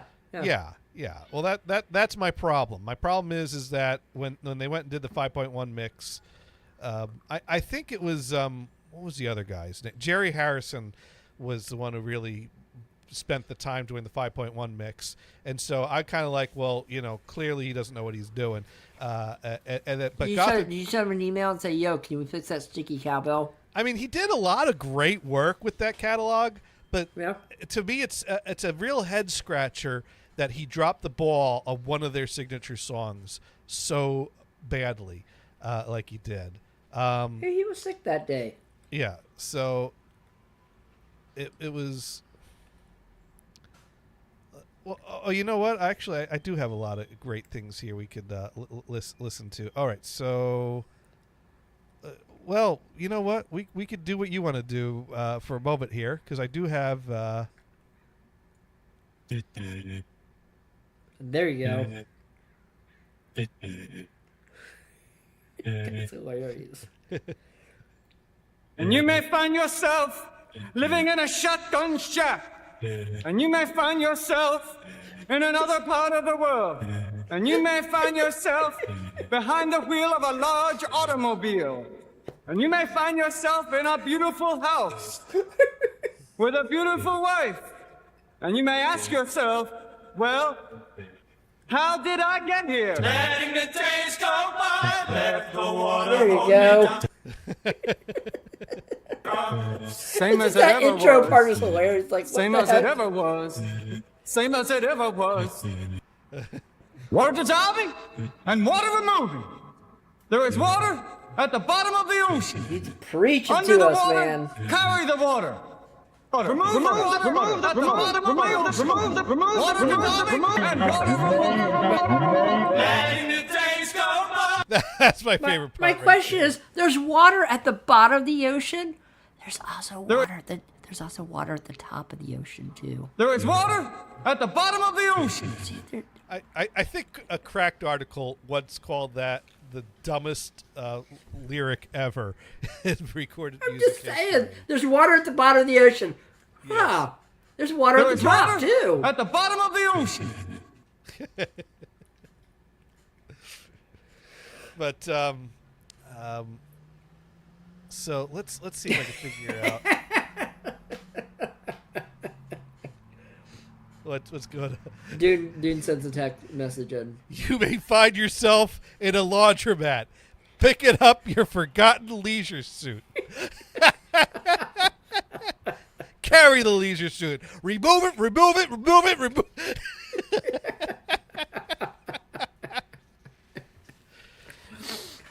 Oh, dear. So anyways, I believe this is the isolated drum part from the stereo mix, if I have this right. So let's see what I got here.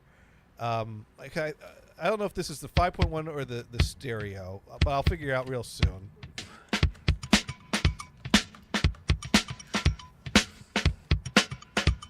Oh yeah, this is the stereo. I didn't end up doing anything with this track. I experiment with a bunch of different things here.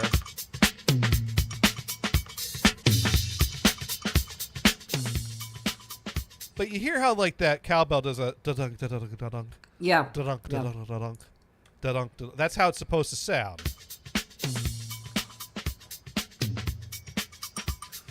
All right, so somewhere I isolated the drums on the 5.1 mix. So let's no, I don't want to save. I just want to close everything. Just close everything. No, yes, close. I wasn't saying yes, save. I was saying yes, close. Save changes. No. Please don't say my changes. I Thank meant you. no. I clicked yes. I meant no. Oh, no.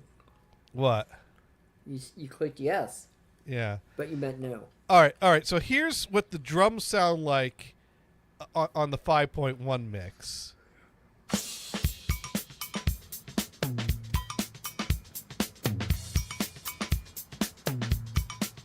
Hello, Momo. Momo says it's 7:05. Where's my treats? But I cannot stand to listen to this 5.1 mix because that cowbell goes clink, clank, clank, clank instead of clunk, clunk, clunk, clunk, clunk, clunk. You know, it's that it drives me. It's like, no, you ruined it. You ruined it. You ruined a perfectly good song. Can you fix it? Yes, I did. Oh, okay. So now, if I open up SoundForge, let me find the right window for that. We're going to remove my Audition because I played with things. I did some manipulating. I did some canceling. I did some effect adding. I recreated the effect, and I ended up making a new version that I even replaced the old version with, so that whenever I go to play the files of that album, it'll play my improved version for me from now on. You should send a copy to the guy and go, yo, I fixed your stuff. Yeah. Well, now, I figured it was because Jerry Harrison did the mix and not David Byrne. And I'm like, David Byrne wouldn't have fucked his song up like that. And Gothard says, well, David Byrne did sign off on it after Jerry Harrison did it. And had a few notes for him. I'm like, well, then David Byrne's ears were not working that day.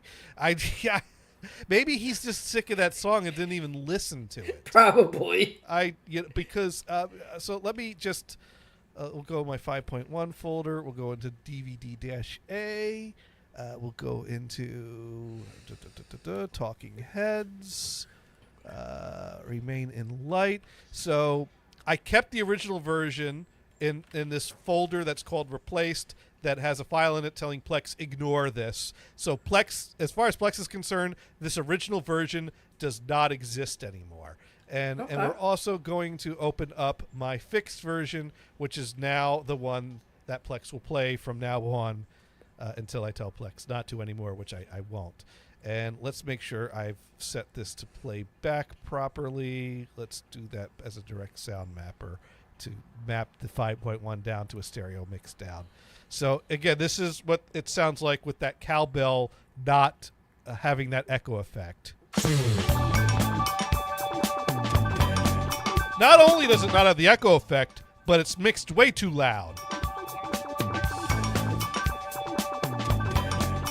I mean, that's awful. That's not what the song's supposed to sound like. Yeah. So I came over here and I, through manipulation, I fixed it.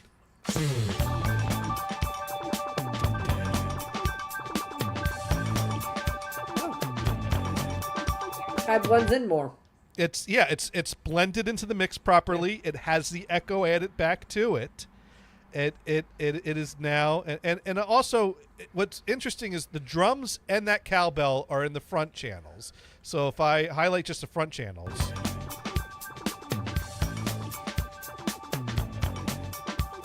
I must have put that only in the back so that it echoes to the back, while without the echoes in the front.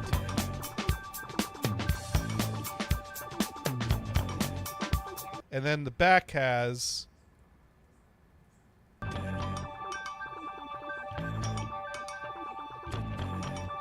So I basically made it a front-to-back echo effect. So the cowbell has the echo, but it echoes from front to back to sound right, which is what he should have done when he mixed it, instead of just putting it without the echo in the front and back. Because it is in the front and back, but it's in the front and back stationary without that echo. So now I've got a front-to-back echo effect going. So I've kept his whole, the cowbell is in the back without the rest of the drums, even though it's in the front with the drums, centering it, but now instead of centering it, I have it echoing to the back.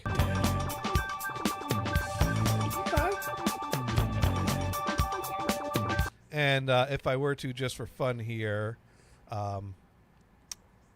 make this so that we put the front channels to the left and the rear channels to the right, you can kind of get a, and we'll take out the sub.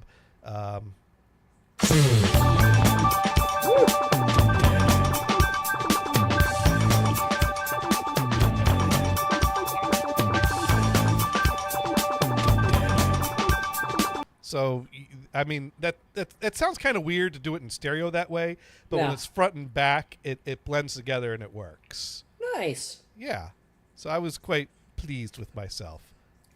So now you never have to listen to the sticky bell anymore. No. Now I fixed it. You're welcome. You're welcome. It's like, yo, guys, I fixed your crap. Jerry Harrison, you're welcome. I like my $200 check, please. Thank you.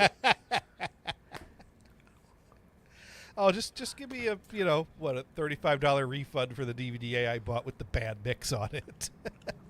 I see. And we'll call it even. I see. Because I bought the import copy that was not a dual disc. It was actually a separate CD DVD. Because fuck dual disc. Why don't you like cheap dual way disc? to do it. Or cheap way to do it? The Talking Heads 5.1 mixes came out in a brick of all the albums, with each album on a dual disc that is a CD on one side, DVD on the other side. Oh, it's just double-sided. Yeah, those suck. I hate double-sided discs. Dual disc was launched as a format as the whole reason they developed the dual disc concept was because DVD audio wasn't backwards compatible with CD, while SACD was. The problem with SACD, though, was if you made an SACD backwards compatible by adding a CD layer on it, the publishing companies insisted that, well, since the album's on there 2 times or 3 times if you got a stereo M5.1 mix on the SACD layer, you need to pay the royalties for those songs 3 times. And Sony said, fuck that. We'll just release SACD-only discs and make people buy SACDs and CDs separately rather than pay extra publishing for redundancies. That was part of the problem with SACD. But SACD was built with the ability to put a CD layer on it, so you could buy an SACD, put it in a CD player, it'll play like a normal CD, put it in an SACD player, it would play in high-resolution stereo or high-resolution multi-channel if it had a multi-channel layer, and your player would have to be set to prefer multi-channel or stereo for the SACD layer. Whereas DVD audio only played in DVD audio players unless it had a backwards compatible DVD video port folder, in which case you could play it in a standard DVD player but only get the lossy compressed Dolby Digital or DTS. But it was not backwards compatible with CD. So launching a new audio format that can't play at all the audio CD players that are out there was a problem. So they said, well, what if we make discs that have a CD layer on one side, DVD on the other? Because they it's such a pain in the butt. So they made that, and then I still don't understand how this is how it went. They launched dual disc as a format as a way to have a backwards compatible DVD audio. Sony, who would never release a DVD audio because they went in on the SACD camp, started releasing dual discs that had standard DVD video content on the DVD side. And it's like, stay in your lane. That's not even your format. And what did they do with those? Sometimes they used it to put music videos on the side, which is a cool concept. Here's an album and some bonus music videos on the other side. But sometimes they put a surround mix on the DVD side and never released a high-res SACD. And because it's standard DVD, it's lossy compressed. Like they put a surround mix out of the Offspring's greatest hits because you got to keep them separated. And they separated the 5.1 mix and Dolby Digital only on the DVD side from the stereo mix that was on the CD side. And it's a pretty good 5.1 mix, but it would have been nice if they actually released it in a better format. Yeah, but so the Talking Heads came out in dual disc with DVD audio on one side, CD on the other side, but in Europe they released them as 2-disc sets that had a separate CD and a separate DVD. And because I hate dual disc that much, I actually paid the extra money to import I understand that. 2-disc versions of all the albums. No, I understand that. Which was a whole lot of money to spend for discs that just sit in a box somewhere because I just ripped them and only listen to the files now. But back then I listened to the discs. Well, I did the same thing with DVDs. And there are some DVDs that are dual-sided. And see, for me it makes no sense. Full screen, widescreen. Yeah, exactly. Guess what? Guess what really matters to me? It doesn't. The sound.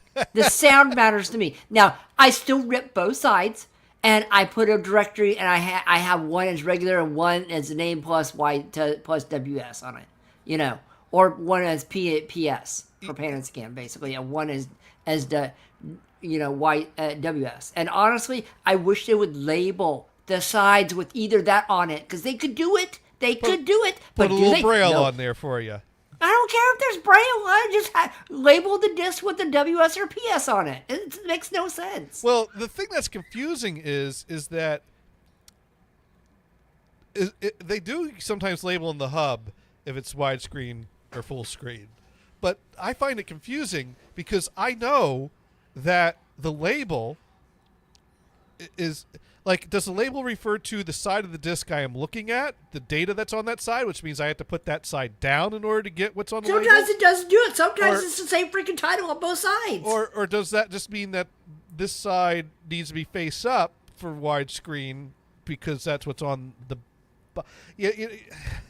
Oh, no, I understand. You know what? I just rip both sides, and then I take a picture of it, and I say, I take a picture of something called Beam AI, and what it's on, it's AI, of course, and I go, is it widescreen or is it full screen? And they go, yeah, it's full screen. I'm like, okay, there you go. You know, I have to do it that way because guess what? Otherwise, how am I supposed to know? Yeah, that is a good point. Yeah, these are things. And it's a first world problem, honestly, because at least they're both on there, and that's great. It's just, what are you supposed to do? I don't know. Exactly. You just got to do what you got to do, I guess. And oh, did I start working on the Bee Gees? I don't remember. Which Bee Gees song did I start working on? I know Bee Gees has an awful lot. Oh, Cucumber Castle. An album track that was not a single or a hit, of course. Yeah, of course.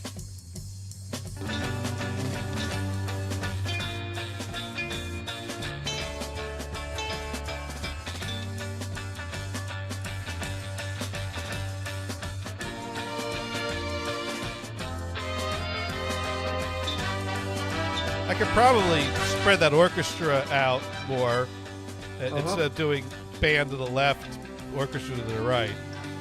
Yeah, there's a lot I could do with this.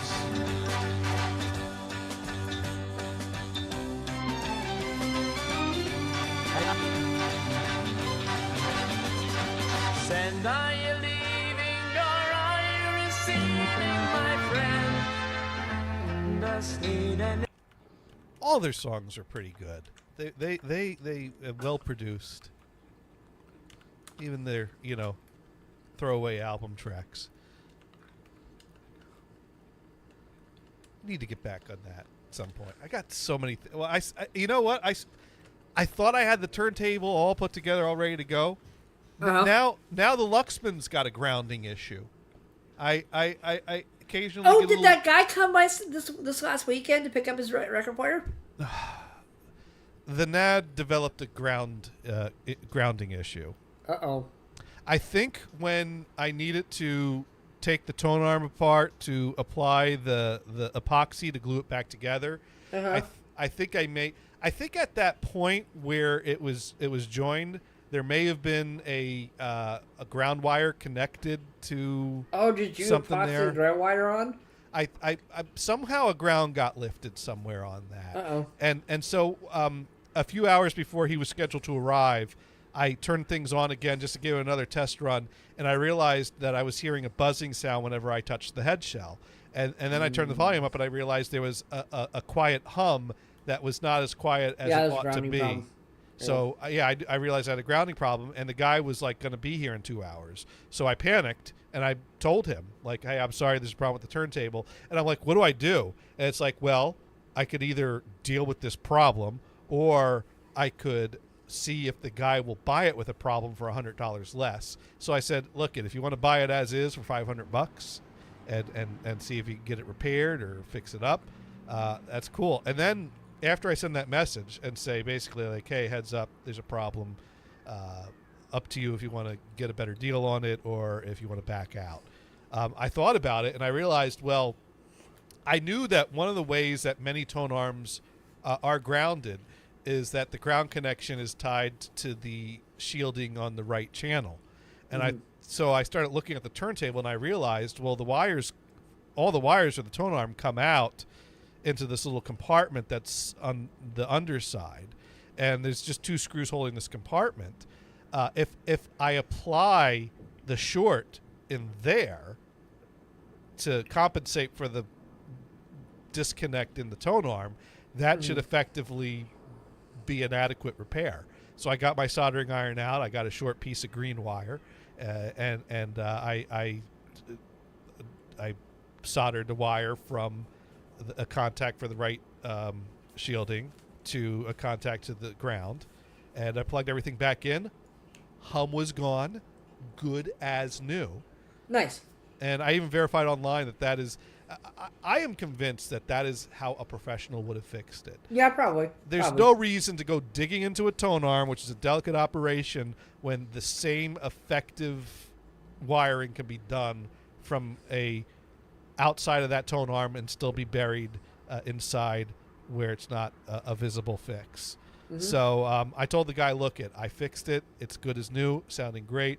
But since this has now been repaired, I'll still do the $500 I just offered you. And he said, look, I don't know much about fixing turntables, and that's a lot of money for a turntable still. I don't want to take any chances. I'm like, hey, fair enough. So now I had to put it back up for sale and see if I can get any other bites. Oh, get the other guy. Yeah. But, well, the first guy already went off to whatever. So I finished up the Luxman. I got the tone arm mounted. I got the screws I needed for the cartridge. I got the alignment done. I listened to a record last night. Things are sounding good. And then after I listened to the record, I go and I touch the plinth, which is aluminum on this one, and I heard a buzzing sound kind of discharge.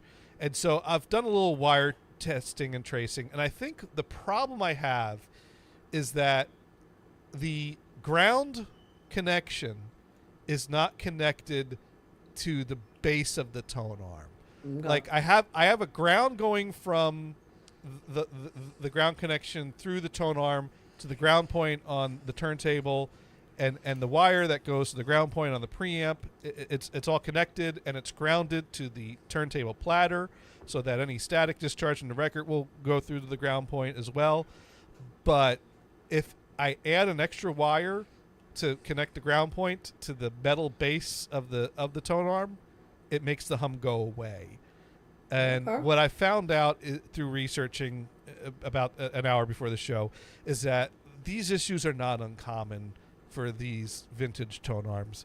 And the real problem is that the tone arm has a pins connector that connects the base of the tone arm underneath the turntable to the RCA and ground wires. And it's just these series of pins and these, holes that accept the pins that's supposed to slide together snug and is just held by pure willpower. After years of disconnecting and reconnecting, they get loose. That tension fit isn't tensioning anymore. Yeah, it's not tensioning right, so I have a loose ground connection there that ain't quite grounding right, and it's in a spot that's hard to get to really kind of analyze it and play with it because it's underneath the plinth. Mm-hmm. So I'd have to... So what a lot of people do is a lot of people take that connector off, desolder the tone arm wires that come out from that connector, and get like an RCA connector and just solder on a new direct RCA connector and ground wire to that instead, to just run a standard RCA out from the plinth rather than this, proprietary pin adapter that connects into that.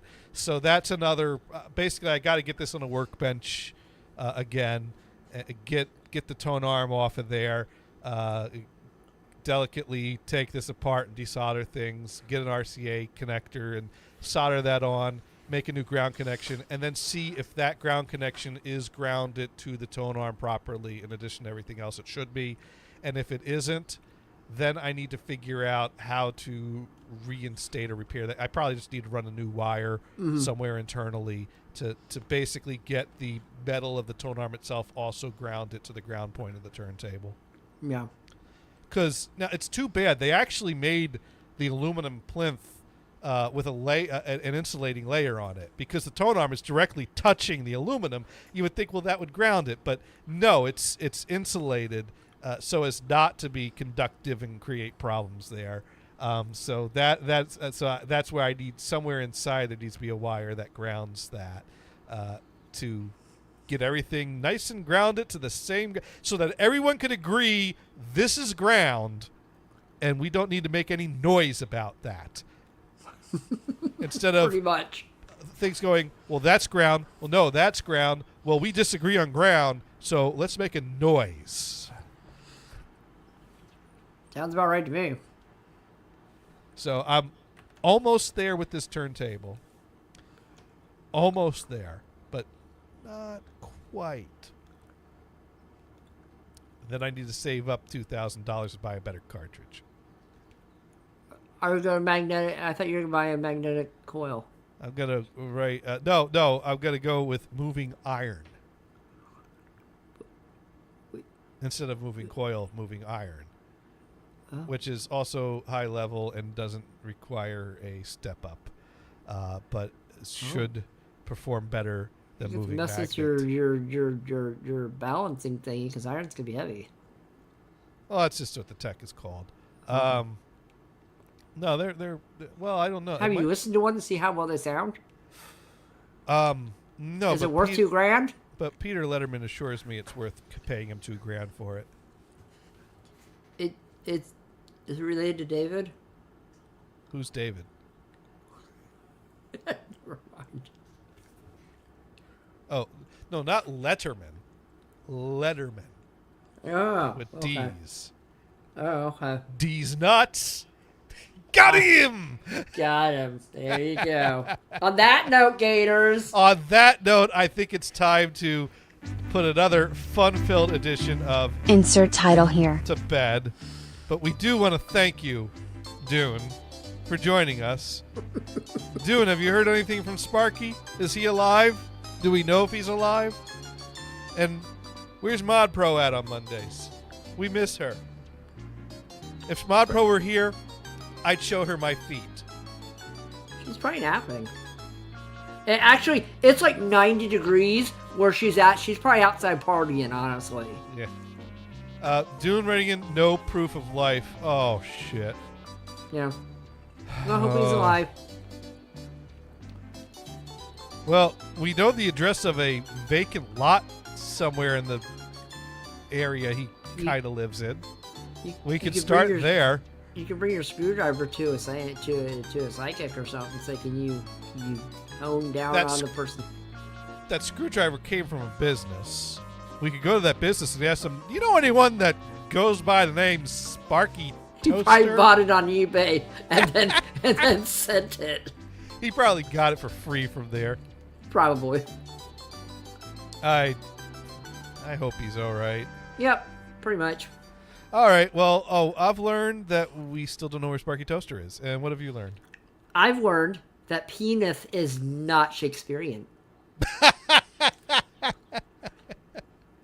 And I learned that you should not get distracted by pretty girls when you're supposed to be watching for truck traffic at the bottom of a snowy hill.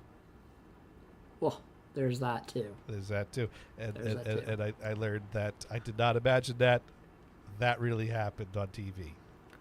Yep, it happened on liquid television. And I've also learned liquid television is woefully inadequately documented. All episodes have been digitized in god-awful quality. Mm-hmm. Someone needs some better quality VHS rips. Yep. Pretty much. Yeah, but it's what we got. Yep. Anyways, on that note, I'm not gonna bother. That'd be insulting to raid someone with this small of a group. Sorry. So, thank you and good night. Have a great night, guys. Or, Guy. yeah.